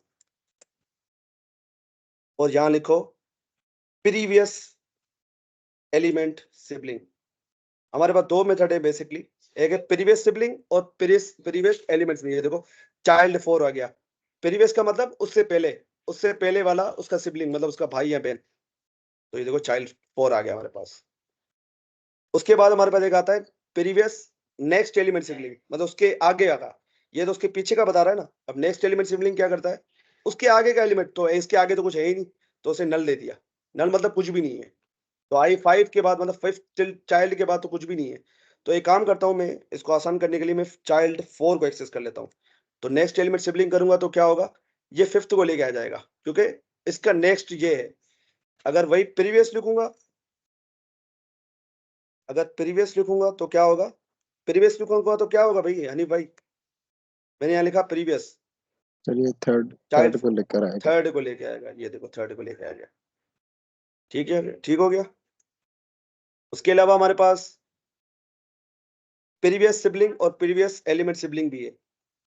अब मुझे आप बताओगे इसमें क्या फर्क है, आपको क्या फर्क लग रहा है, इन दोनों में क्या फर्क है, नेक्स्ट एलिमेंट सिबलिंग और ये नेक्स्ट सिबलिंग में, प्रीवियस एलिमेंट सिबलिंग और प्रीवियस सिबलिंग में क्या फर्क है? आपको क्या समझ में आ रहा है अभी, अगर आपने सर ऊपर गौर से उसको पढ़ा है तो? सर ये टेक्स्ट को भी एक नोड की तरह काउंट करेगा, और टेक्स्ट अगर होगा बिल्कुल, ना तो नेक्स्ट उसको भी सिबलिंग क्या लेकर आएगा। करेगा, वो किसी टेक्स्ट नोड को लेके आ जाएगा। ये देखो टेक्स्ट को लेके आ गया, क्योंकि आपको पता है ये स्पेस भी एक क्या है, एक टेक्स्ट नोड काउंट होता है। तो चाइल्ड 4 के बाद इसका नेक्स्ट सिबलिंग ये स्पेस है और प्रीवियस सिबलिंग भाई ये स्पेस है, ठीक है। ये जो पीछे स्पेस आ रहा है ये पूरा यहां से लेकर यहां तक, इसलिए हमें ये प्रीवियस और जो है नेक्स्ट सिबलिंग पे, ये देखो यहाँ पर एलिमेंट लिखा हुआ है, तो सिर्फ एलिमेंट लेके आएगा, एचटीएमएल के एलिमेंट। तो वही नोड और एलिमेंट का चक्कर है यहाँ पर भी। समझ में आया यहाँ तक, मुझे बताओ अनिक भाई? जी सर क्लियर है। ठीक है, तो ये सारे पेरेंट एलिमेंट चिल्ड्रन सारे हमारे मेथड हो चुके हैं। और भी बहुत सारी प्रॉपर्टीज और मेथड्स हैं, पर हमें पढ़ने नहीं है वो। अब मैं आता हूँ फॉर ईच पे, हमने फॉर ईच को कवर नहीं किया, ठीक है। मैं चाह रहा था फॉर ईच आपको आपको पढ़ा दूं, उसके बाद मैं इवेंट्स का शॉर्ट इंट्रोडक्शन दूंगा, उसके बाद हम एंड करेंगे क्लास को। तो फॉर ईच लूप की तरफ आते हैं। तुम फॉर ईच के बारे में मैंने क्या बताया था, कि ये जो है एक मेथड है। ये किसका मेथड है भाई, एरे का मेथड है। मैं यहाँ पर एरे बनाता हूँ 1 2 3 4, ठीक है। तो एरे के साथ आपको पता है बहुत सारे मेथड आते हैं। ये देखो कितने सारे मेथड है, fill, filter, find, find index. ये देखो फॉर ईच पड़ा हुआ है हमारे पास। डॉट करके आप उसकी प्रॉपर्टीज या मेथड को एक्सेस करते हो, तो ये एरे का मेथड है। इसको आप इंडिपेंडेंटली यूज नहीं कर सकते, जैसे कि आप फॉर लूप को इंडिपेंडेंटली यूज करते हो, ठीक है। For i is equal to 0, i is less than 10, i plus plus, ठीक है। ये क्या है, एक इंडिपेंडेंट लूप है, मतलब किसी का मोहताज नहीं है ये फॉर ईच भाई इस एरे का मोहताज है, ये उसके बगैर काम ही नहीं करेगा। ये इसका मेथड है। तो मैं यहाँ लिख देता हूँ इंडिपेंडेंट लूप, इंडिपेंडेंट लूप। तो जितने भी लूप हमने देखे, while loop, do while loop, for in, for loop, ये सारे इंडिपेंडेंट लूप कहलाते हैं। वो किसी भी मेथड के मतलब किसी भी ऑब्जेक्ट के मोहताज नहीं है ये, ठीक है। तो फॉर ईच पता है कैसे काम करता है, अब फॉर ईच एक कॉल बैक लेता है अपने अंदर। फॉर ईच यहाँ पर एक कॉल बैक मेथड लेता है, एक फंक्शन लेता है कॉल बैक। ठीक है, मैं आपको समझाने के लिए एक फंक्शन बनाता हूं यहाँ पर, और फंक्शन को नाम देता हूं मैं शो वैल्यू। शो वैल्यू, इसको गौर से समझे, ये समझ में आ गया तो हमारे जो एडवांस मेथड्स हैं जैसे कि डॉट मैप हो गया, फिल्टर हो गया, रिड्यूस हो गया, वो सारे आपको समझ में आ जाएंगे अगर आपको फॉर ईच समझ में आ गया तो। मैं यहाँ पर कंसोल करता हूँ डॉट लॉग, और यहाँ पर वैल्यू लिखता हूँ, और यहाँ पर एक वैल्यू को लेता हूँ यहाँ पर मैं। ठीक है, अब क्या हो, इसको फिलहाल के लिए कमेंट कर देता हूँ। अब क्या हो कि भाई कोई ऐसा बंदा हो जो एक एक वैल्यू को यहां से उठा के यहां पर लेके आए, इसके अंदर लेके आए। बात समझ में आ रही है नहीं भाई, मैं क्या कहना चाह रहा हूँ? इसको समझे, बड़ा इंपॉर्टेंट है फॉर ईच। अगर ये समझ में आ गया ना, आपकी मतलब आगे आपकी लाइफ आसान हो जाएगी, क्योंकि आपको dot map, dot filter, dot reduce, ये आपको सारे मेथड समझ में आ जाएंगे, क्योंकि वो भी एक कॉल बैक लेते हैं। वो क्या है, एक हाई ऑर्डर फंक्शन है। हाई ऑर्डर फंक्शन क्या होता है मुझे बताओ अनिल भाई, हाई ऑर्डर फंक्शन क्या होता है? सर ये याद व्हाट नहीं है। Is high order function? जी जी हमजा भाई आप बताएं, हाई ऑर्डर फंक्शन क्या होता है? सर ऐसा फंक्शन जो अपने अंदर कॉल बैक दूसरे फंक्शन को एज अ आर्गुमेंट देता आर्गुमेंट है। लेता है या आप किसी फंक्शन को रिटर्न करता है। जी। तो यहां पर फॉर ईच क्या करता है, वो किसी फंक्शन को एज आर्गुमेंट लेता है। ठीक है, तो मैंने क्या किया, इस फंक्शन को, जो हमारा शो वैल्यू है, इसको यहां पर पास कर दूंगा, शो वैल्यू। अब अगर मैं आपको दिखाऊं डॉक्यूमेंट करके, ये देखो 1 2 3 4 हमारे पास आ गए।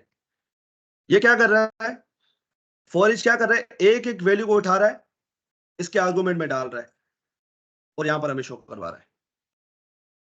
एरे के अंदर जाता है, एक एक वैल्यू को उठाता है, इस फंक्शन के आर्गुमेंट में डालता है। तो आप यही वाला फंक्शन यहां पर डायरेक्टली बना सकते हो, यही वाला फंक्शन आप यहां पर डायरेक्टली बना सकते हो। मैंने क्या किया, फंक्शन आपको यहां पर अनोनिमस फंक्शन बनाना पड़ेगा। अनोनिमस फंक्शन क्या होता है हनी भाई मुझे बताओ, अनोनिमस फंक्शन क्या होता है मुझे बताओ, तो सर आगे बोलो बिना भाई। नाम वाला फंक्शन। बिना नाम वाला, तो मुझे क्या रिमूव करना पड़ेगा यहां से, मुझे बताओ फिर, यहां से क्या रिमूव करना पड़ेगा? Show value. शो वैल्यू को रिमूव करना पड़ेगा, ये नाम की जरूरत ही नहीं है, यहां पर लगाना पड़ेगा। और यहां पर आर्गुमेंट को रिसीव करना पड़ेगा, जैसे कि यहां पर मैं वैल्यू ले रहा हूं, और यहां पर कंसोल कर रहा हूं, तो सिंपल, सर एक इतना एरो सिंपल है फंक्शन ये। भी इसमें नहीं, इस्तेमाल एरो होता है ना फंक्शन अभी फॉर। अभी पढ़ा नहीं, अभी एरो फंक्शन ओके। तो उसको भी छोड़ो, वो हम पढ़ेंगे, तो उसको बाद में देखेंगे। ठीक है, ये भी वही काम करेगा, ये देखो, चाहे फंक्शन आप बाहर बना लो, उसका रेफरेंस यहाँ पास कर दो। मैंने क्या किया, डायरेक्टली फंक्शन को यहीं पे बना दिया। तो यही तरीका हम यूज करेंगे, और एरे के साथ खेलना हो तो हमें यही तरीका यूज करना पड़ेगा। अब इसके साथ जो और भी मेथड आते हैं हमारे पास, मैप हो गया, फिल्टर हो गया, रिड्यूस हो गया, वो बड़े इंपॉर्टेंट मेथड्स हैं, बहुत ज्यादा यूज होते हैं रिएक्ट के अंदर। तो अगर आपको फोर ईच समझ में आ गया ना, समझो कि आपको वो भी समझ में आ गया, वो भी इसी तरीके से काम करते हैं। एक कॉल बैक लेते हैं, और उस कॉल बैक में वो आर्गुमेंट लेते हैं। वो आर्गुमेंट क्या होता है, ये वैल्यू, उसकी वैल्यूज होती हैं। एक एक वैल्यू को लेके आते हैं, उसको प्रिंट करवाते हैं, फिर ये जाएंगे ये जो फॉर ईच मेथड जाएगा एरे के अंदर, उसकी सेकंड वैल्यू को लेके आएगा, इस फंक्शन के आर्गुमेंट में पास कर देगा। मुझे बताओ समझ में आया, या इसको रिपीट करूं दोबारा? सर ये सर थोड़ा फंक्शन सर। बनाना लाजमी है। क्या चीज? बिल्कुल लाजमी है, ये फंक्शन कॉल बैक के बाद काम नहीं करता। ये कॉल बैक एक्सेप्ट करता है भाई, ये कॉल बैक एज आर्गुमेंट लेगा ही लेगा, अगर नहीं दोगे तो काम नहीं करेगा। Call back is must for each. For each sir दोबारा थोड़ा सर रिवाइज ठीक है, कर ठीक है, दें। मैं रिवाइज कर देता हूँ इसको। अच्छी बात है, रिवीजन बहुत अच्छी बात होती है। इसको हम नीचे लेके आते हैं। मैंने क्या किया, एक एरे बनाया, और एरे 1 2 3 4 5। ठीक है, अब एक फंक्शन बनाता हूं मैं, शो माई वैल्यू, और ये एक वैल्यू अपने अंदर लेता है, मतलब एज आर्गुमेंट, और उसको मैं कंसोल करा देता हूँ यहाँ पर, सिंपल वैल्यू को यहाँ पर प्रिंट कराते हैं। तो क्या हो, कोई ऐसा बंदा आपके पास हो, वो क्या करे, ऑटोमेटिकली उसकी एक एक वैल्यू को उठा के इस आर्गुमेंट में डालता जाए। ठीक है, पहले इसको उठाएगा, ये पूरा काम कंप्लीट करेगा, फिर उसके नेक्स्ट इंडेक्स पे जाएगा, इसको उठाएगा, इसके अंदर डालेगा, और उसका जितना भी फंक्शन में काम होगा वो कंप्लीट करेगा। उसके बाद दोबारा यहाँ पर जाएगा, ठीक है, और उसकी वैल्यू को यहाँ पर डालेगा। यहाँ पर जो भी काम होगा कंप्लीट में जितनी उसकी लेंथ है वहां तक जाएगा। तो यही काम हमारा फॉर ईच करता है। फॉर ईच क्या है, एरे का मेथड है, तो वो डॉट करके हमें एक्सेस करना पड़ेगा, ठीक है। और ये क्या लेता है, कॉल बैक फंक्शन लेता है। तो मैं क्या करता हूँ, इसी फंक्शन को या तो मैं यहाँ पर उसका रेफरेंस पास कर दूं, उसका नाम पास कर दूं, ऐसे करके। आपको ये नहीं करना है, अगर ये करोगे तो यहीं पे कॉल हो जाएगा। आपको बस उसका रेफरेंस पास करना है। वो क्या करेगा, खुद ब खुद ये फॉर ईच फंक्शन इस फंक्शन को कॉल करता रहेगा। जैसे कि हम सेट टाइम आउट यूज किया करते थे ना, सेट टाइम आउट भी आपको पता है क्या करता है, कोई भी फंक्शन एज आर्गूमेंट लेता है। जैसे कि फंक्शन बना लेता हूं यहाँ पर, फंक्शन, ठीक है, और यहाँ पर वो एक टाइमर लेता है। अभी क्या करेगा, और सॉरी सेट इंटरवल करते हैं, वो बेहतर रहेगा। Set interval, interval, interval. अब ये क्या करेगा आपको पता है, हर एक सेकंड बाद इस फंक्शन को कॉल करता रहेगा। हर एक सेकंड बाद इस फंक्शन को कॉल करता रहेगा खुद से। आपको करने की जरूरत नहीं है, आपने इस पे असाइनमेंट भी बनाई हुई है। उसी तरीके से फॉर ईच क्या करता है, वो हर बार इस फंक्शन को कॉल करता रहेगा, पर विथ न्यू वैल्यू ऑफ अरे। मतलब पहले 1 आएगा, फिर 2 आएगा, फिर 3 आएगा। हर बार इस फंक्शन को कॉल करता रहेगा। कॉल बैक का मतलब है मुझे बार बार कॉल करते रहो, call back, call back, call back. तो वही हो रहा है। अगर मैं यहाँ पर आपको आउटपुट दिखाऊं तो ये देखो 1 2 3 4 5 देगा मुझे। अगर इसको हम देखना चाहें, जैसे हमने लास्ट टाइम देखा था फोर ऑफ को, तो मुझे इसके सोर्स में जाना पड़ेगा। Where is the source, source source source, ये रहा सोर्स, ठीक है। और सोर्स में यहाँ पर जाऊंगा मैं, इसमें लगाऊंगा डीबगर। डीबगर क्या करता है, उसकी एग्जीक्यूशन को रोक देता है और हमारे स्टेप्स का वेट करता है कि भाई आप अपने हिसाब से इसको चलाओ। अब देखते हैं ये हमें कैसे शो करता है उसको। बहुत ज्यादा कोड हो गया है भाई, तो यहाँ पर मैं डीबगर लगा देता हूँ इस जगह पे 99 लाइन में, और उसको रिफ्रेश करूंगा तो डीबगर हमारा चल जाएगा। ये देखो, इसको 1 मिनट के लिए मैं, ये दिख रहा है आपको, अभी ये यहाँ पर रुका हुआ है।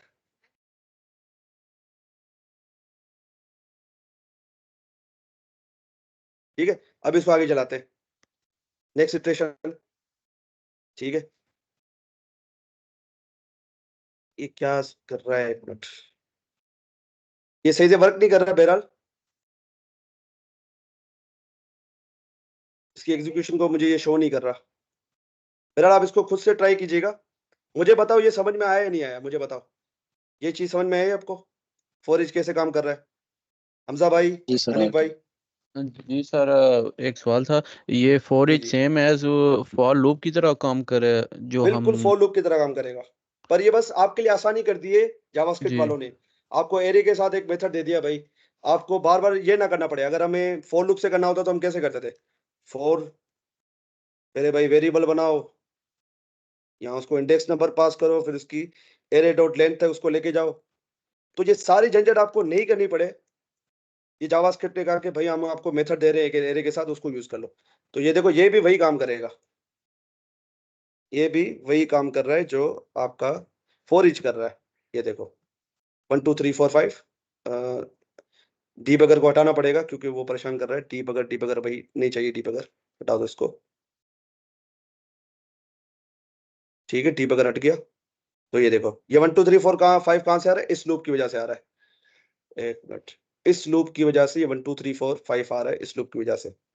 और ये 1 2 3 4 जो नीचे आ रहा था वो इस लूप, इस फॉर ईच की वजह से हो रहा था। देखो कितना आसान है ना, मुझे कोई भी ये फटीग करने की जरूरत ही नहीं है। ये खुद से ये संभाल लेगा फॉर ईच का मेथड। मुझे बस इसको एक फंक्शन पास करना है और उसमें एक आर्गुमेंट डाल देना है। ये आर्गुमेंट क्या होगा, ये एक एक वैल्यू होगी, बार बार एक एक वैल्यू आती जाएगी इसके अंदर, और वो अपना काम करता रहेगा। समझ में आया हमजा भाई, अनीफ भाई? जी मैं ठीक है। ये चाहता हूँ कि आप लोग इस पे ज्यादा से ज्यादा प्रैक्टिस करो, फॉर ईच मेथड के जी साथ भाई खेलो। जितना ज्यादा खेलोगे आपको जो आगे हम जाके एडवांस मेथड पढ़ेंगे, जैसे मैप हो गया, फिल्टर हो गया, रिड्यूस हो गया, क्योंकि आप आगे जाके उन्हीं का यूज करोगे रिएक्ट के अंदर। ये अपना मैप मेथड का बहुत ज्यादा यूज होता है, मैप हो गया, फिल्टर हो गया, रिड्यूस हो गया। तो ये तो यही स्ट्रिंग पे भी। इसी इसी कॉन्सेप्ट स्ट्रिंग। पे काम करता है ये। हाँ स्ट्रिंग पे भी काम करेगा। अगर मैं कोई स्ट्रिंग बना दूं यहाँ पर मैं, क्योंकि स्ट्रिंग भी आपको पता है एक बिहाइंड द सीन वो क्या होती है, एक एरे, करेक्टर्स, करेक्टर्स का एरे ही होती है। तो आप स्ट्रिंग पे भी कर सकते हो। स्ट्रिंग के साथ मेरे ख्याल से फॉर ईच का मेथड नहीं आता, ये एरे का मेथड है। मतलब स्ट्रिंग स्ट्रिंग एक को तरीका हम का एरे एरे ही में है। कन्वर्ट करके एक काम करते हैं, मैं एक काम करता हूँ, स्ट्रिंग बना लेता हूँ, ठीक है। और अगर मैं यहाँ पर डॉट करके देखूं, फॉर ईच हमारे पास है, देखते हैं करता है काम नहीं करता, क्योंकि फॉर ईच तो मेरे ख्याल से इसके साथ नहीं आता, इस ऑब्जेक्ट के साथ, स्ट्रिंग ऑब्जेक्ट के साथ। str तो ये अनडिफाइंड ही देगा, ये देखो str is not defined, str is not defined. अच्छा वो छोटा एस है, ठीक है। ये देखो for is not a function, is not a function का मतलब ये कि ये इस ऑब्जेक्ट के अंदर एग्जिस्ट ही नहीं करता, ठीक है। तो ये ऐसे काम नहीं करेगा। हाँ आप ऐसा कर सकते हो, इसको पहले एरे में कन्वर्ट करो, और str एरे, वो कैसे करते हैं, हमारे पास एक मेथड आता है। अगर किसी भी चीज को एरे में कन्वर्ट करना हो तो आप क्या करते हो, एरे डॉट फ्रॉम का एक मेथड आता है हमारे पास, फ्लोट। फ्रॉम, और यहाँ पर उस हाँ स्ट्रिंग को ठीक। पास कर दो। और यहाँ पर अगर आप लिखोगे, अब ये एरे बन चुका है, ये str, अब ये एरे बन चुका है। अब यहाँ पर मैं चलाऊंगा तो ये काम करेगा। str इज नॉट डिफाइंड, मैंने गलती कर दी दोबारा, कहाँ गलती की है, कहाँ कहाँ गलती कर दी मैंने, अच्छा यहाँ पर गलती की, देख रहे हो। और यहाँ पर मुझे पहले कोई आर्गुमेंट लेना पड़ेगा, कैरेक्टर देगा तो कैरेक्टर लिख देता हूँ यहाँ पर, क्योंकि आपको पता है ये कोई ना कोई आर्गुमेंट लेगा, तो आर्गुमेंट को यहाँ पर रिसीव कर लेते। ये देखो भाई, ये देखो, ये सारे उसने शो कैरेक्टर मुझे शो कर दिए। तो फॉर ईच के साथ खेलो भाई जितना हो सके, फॉर ईच के साथ खेलो, कॉम्प्लिकेटेड नहीं, बहुत इजी है, जितनी प्रैक्टिस करोगे आपको समझ में आ जाएगा।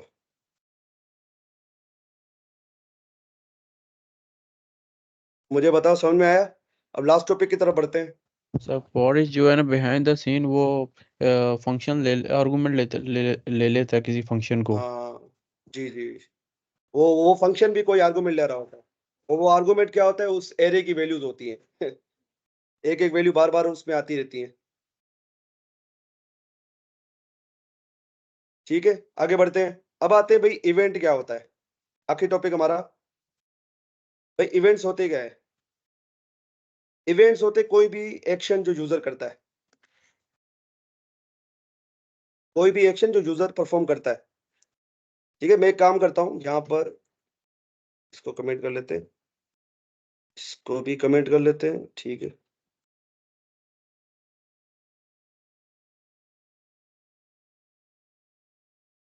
कोई भी जो है यूजर एक्शन परफॉर्म करता है उसको इवेंट कहते हैं। अब यहाँ पर एक बटन बना लेता हूँ मैं, बटन कुछ भी लिख देता हूँ, यहाँ मैं लिख देता हूँ क्लिक मी। क्लिक मी क्या है, एक एक्शन है, ये कमेंट की वजह से आ रहा है, इसको इग्नोर करो। अब एक्शन क्या है भाई, कि इस पे क्लिक करो, इस पे क्लिक करूं तो क्या हो, क्लिक करने पे क्या हो, तो क्लिक करना क्या है, एक इवेंट है, क्लिक क्या है, एक इवेंट है। इस पे माउस लेके जाऊं तो क्या होगा, अगर इस पे माउस लेके जाऊं, मैं चाह रहा हूं एक अलर्ट बॉक्स खुल जाए, इसको कहते हैं इवेंट, ठीक है। तो हमारे पास इनलाइन इवेंट आते हैं, जैसे कि इनलाइन सीएसएस होती थी, हम यहाँ पर स्टाइल लिखते थे, उसी तरीके से हमारे पास इनलाइन इवेंट आते हैं, जैसे कि ऑन क्लिक, ऑन क्लिक यहाँ पर आप लिखते हो, और यहाँ पर आप कोई फंक्शन बताते हो, जैसे कि यहाँ पर मैं अलर्ट फंक्शन यूज कर रहा हूँ, और उसके अंदर वैल्यू डाल रहा हूँ हेलो जीत।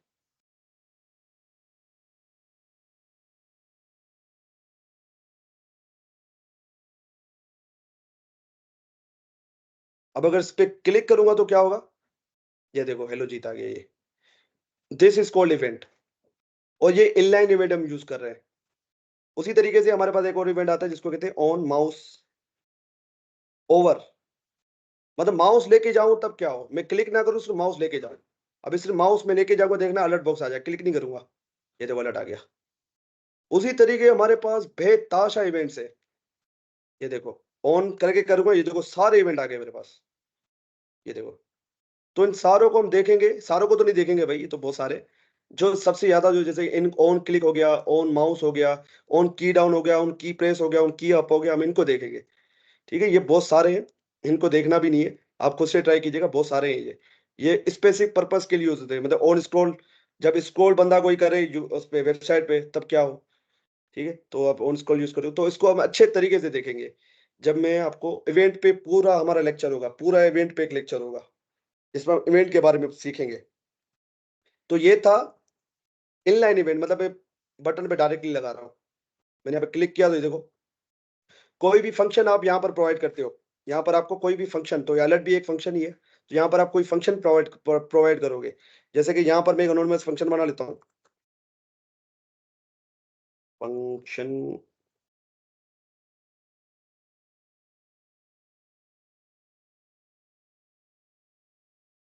तो यहाँ पर कंसोल कराता हूँ, console dot log,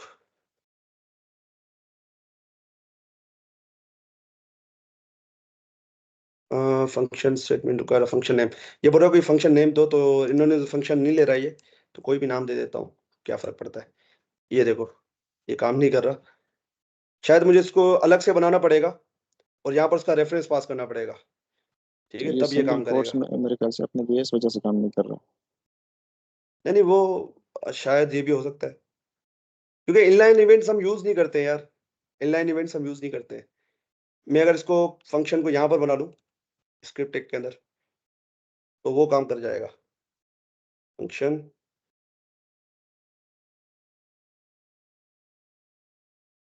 console dot log you clicked me, और उसका रेफरेंस यहाँ पास कर दूं सिंपल।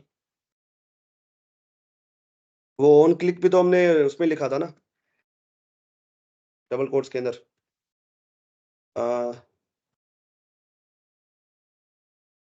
क्योंकि हम यहाँ पर ऐसे मैं यूज करता नहीं हूँ इस तरीके से ना, तो मुझे भी याद नहीं है, शायद मुझे यहाँ पर इसको कॉल ही करना पड़ेगा, रेफरेंस से काम नहीं पड़ रहा।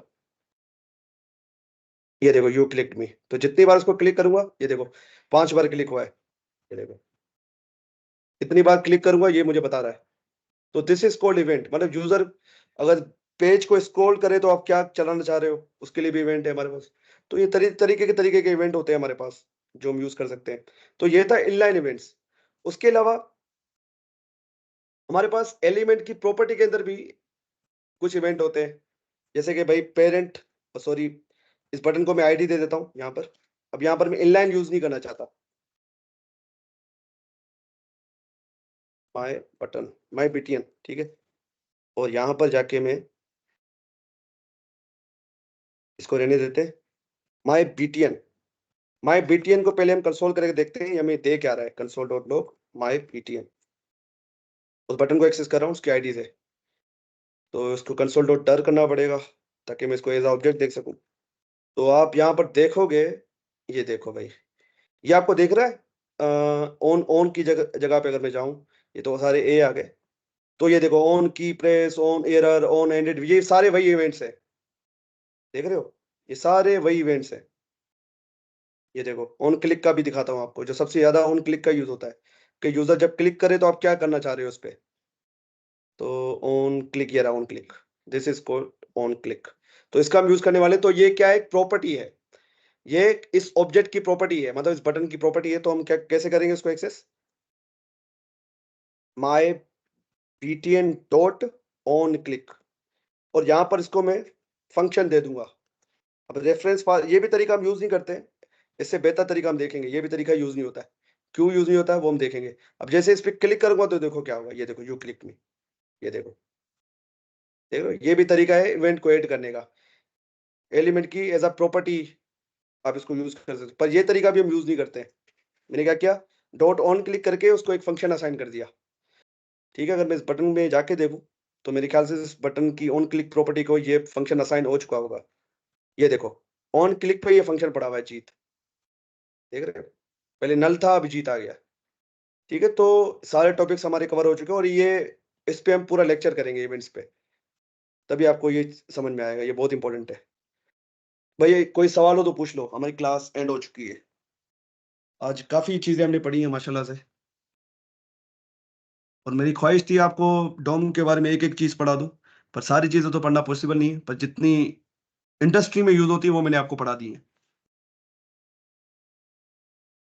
नेक्स्ट क्लास में हम सीखेंगे कि भाई सही तरीका क्या है सेलेक्ट करने का, अभी तो हम चिल्ड्रन करके सिलेक्ट कर रहे थे, यहाँ सिबलिंग के थ्रू एलिमेंट को सिलेक्ट कर रहे थे। पर सही तरीका क्या होता है? ये तरीकेकार भी यूज होते हैं, पर डिफरेंट डिफरेंट कंडीशंस में यूज होते हैं। कोई सवाल हो तो पूछो भाई यहाँ तक, या क्लास को एंड करें फिर।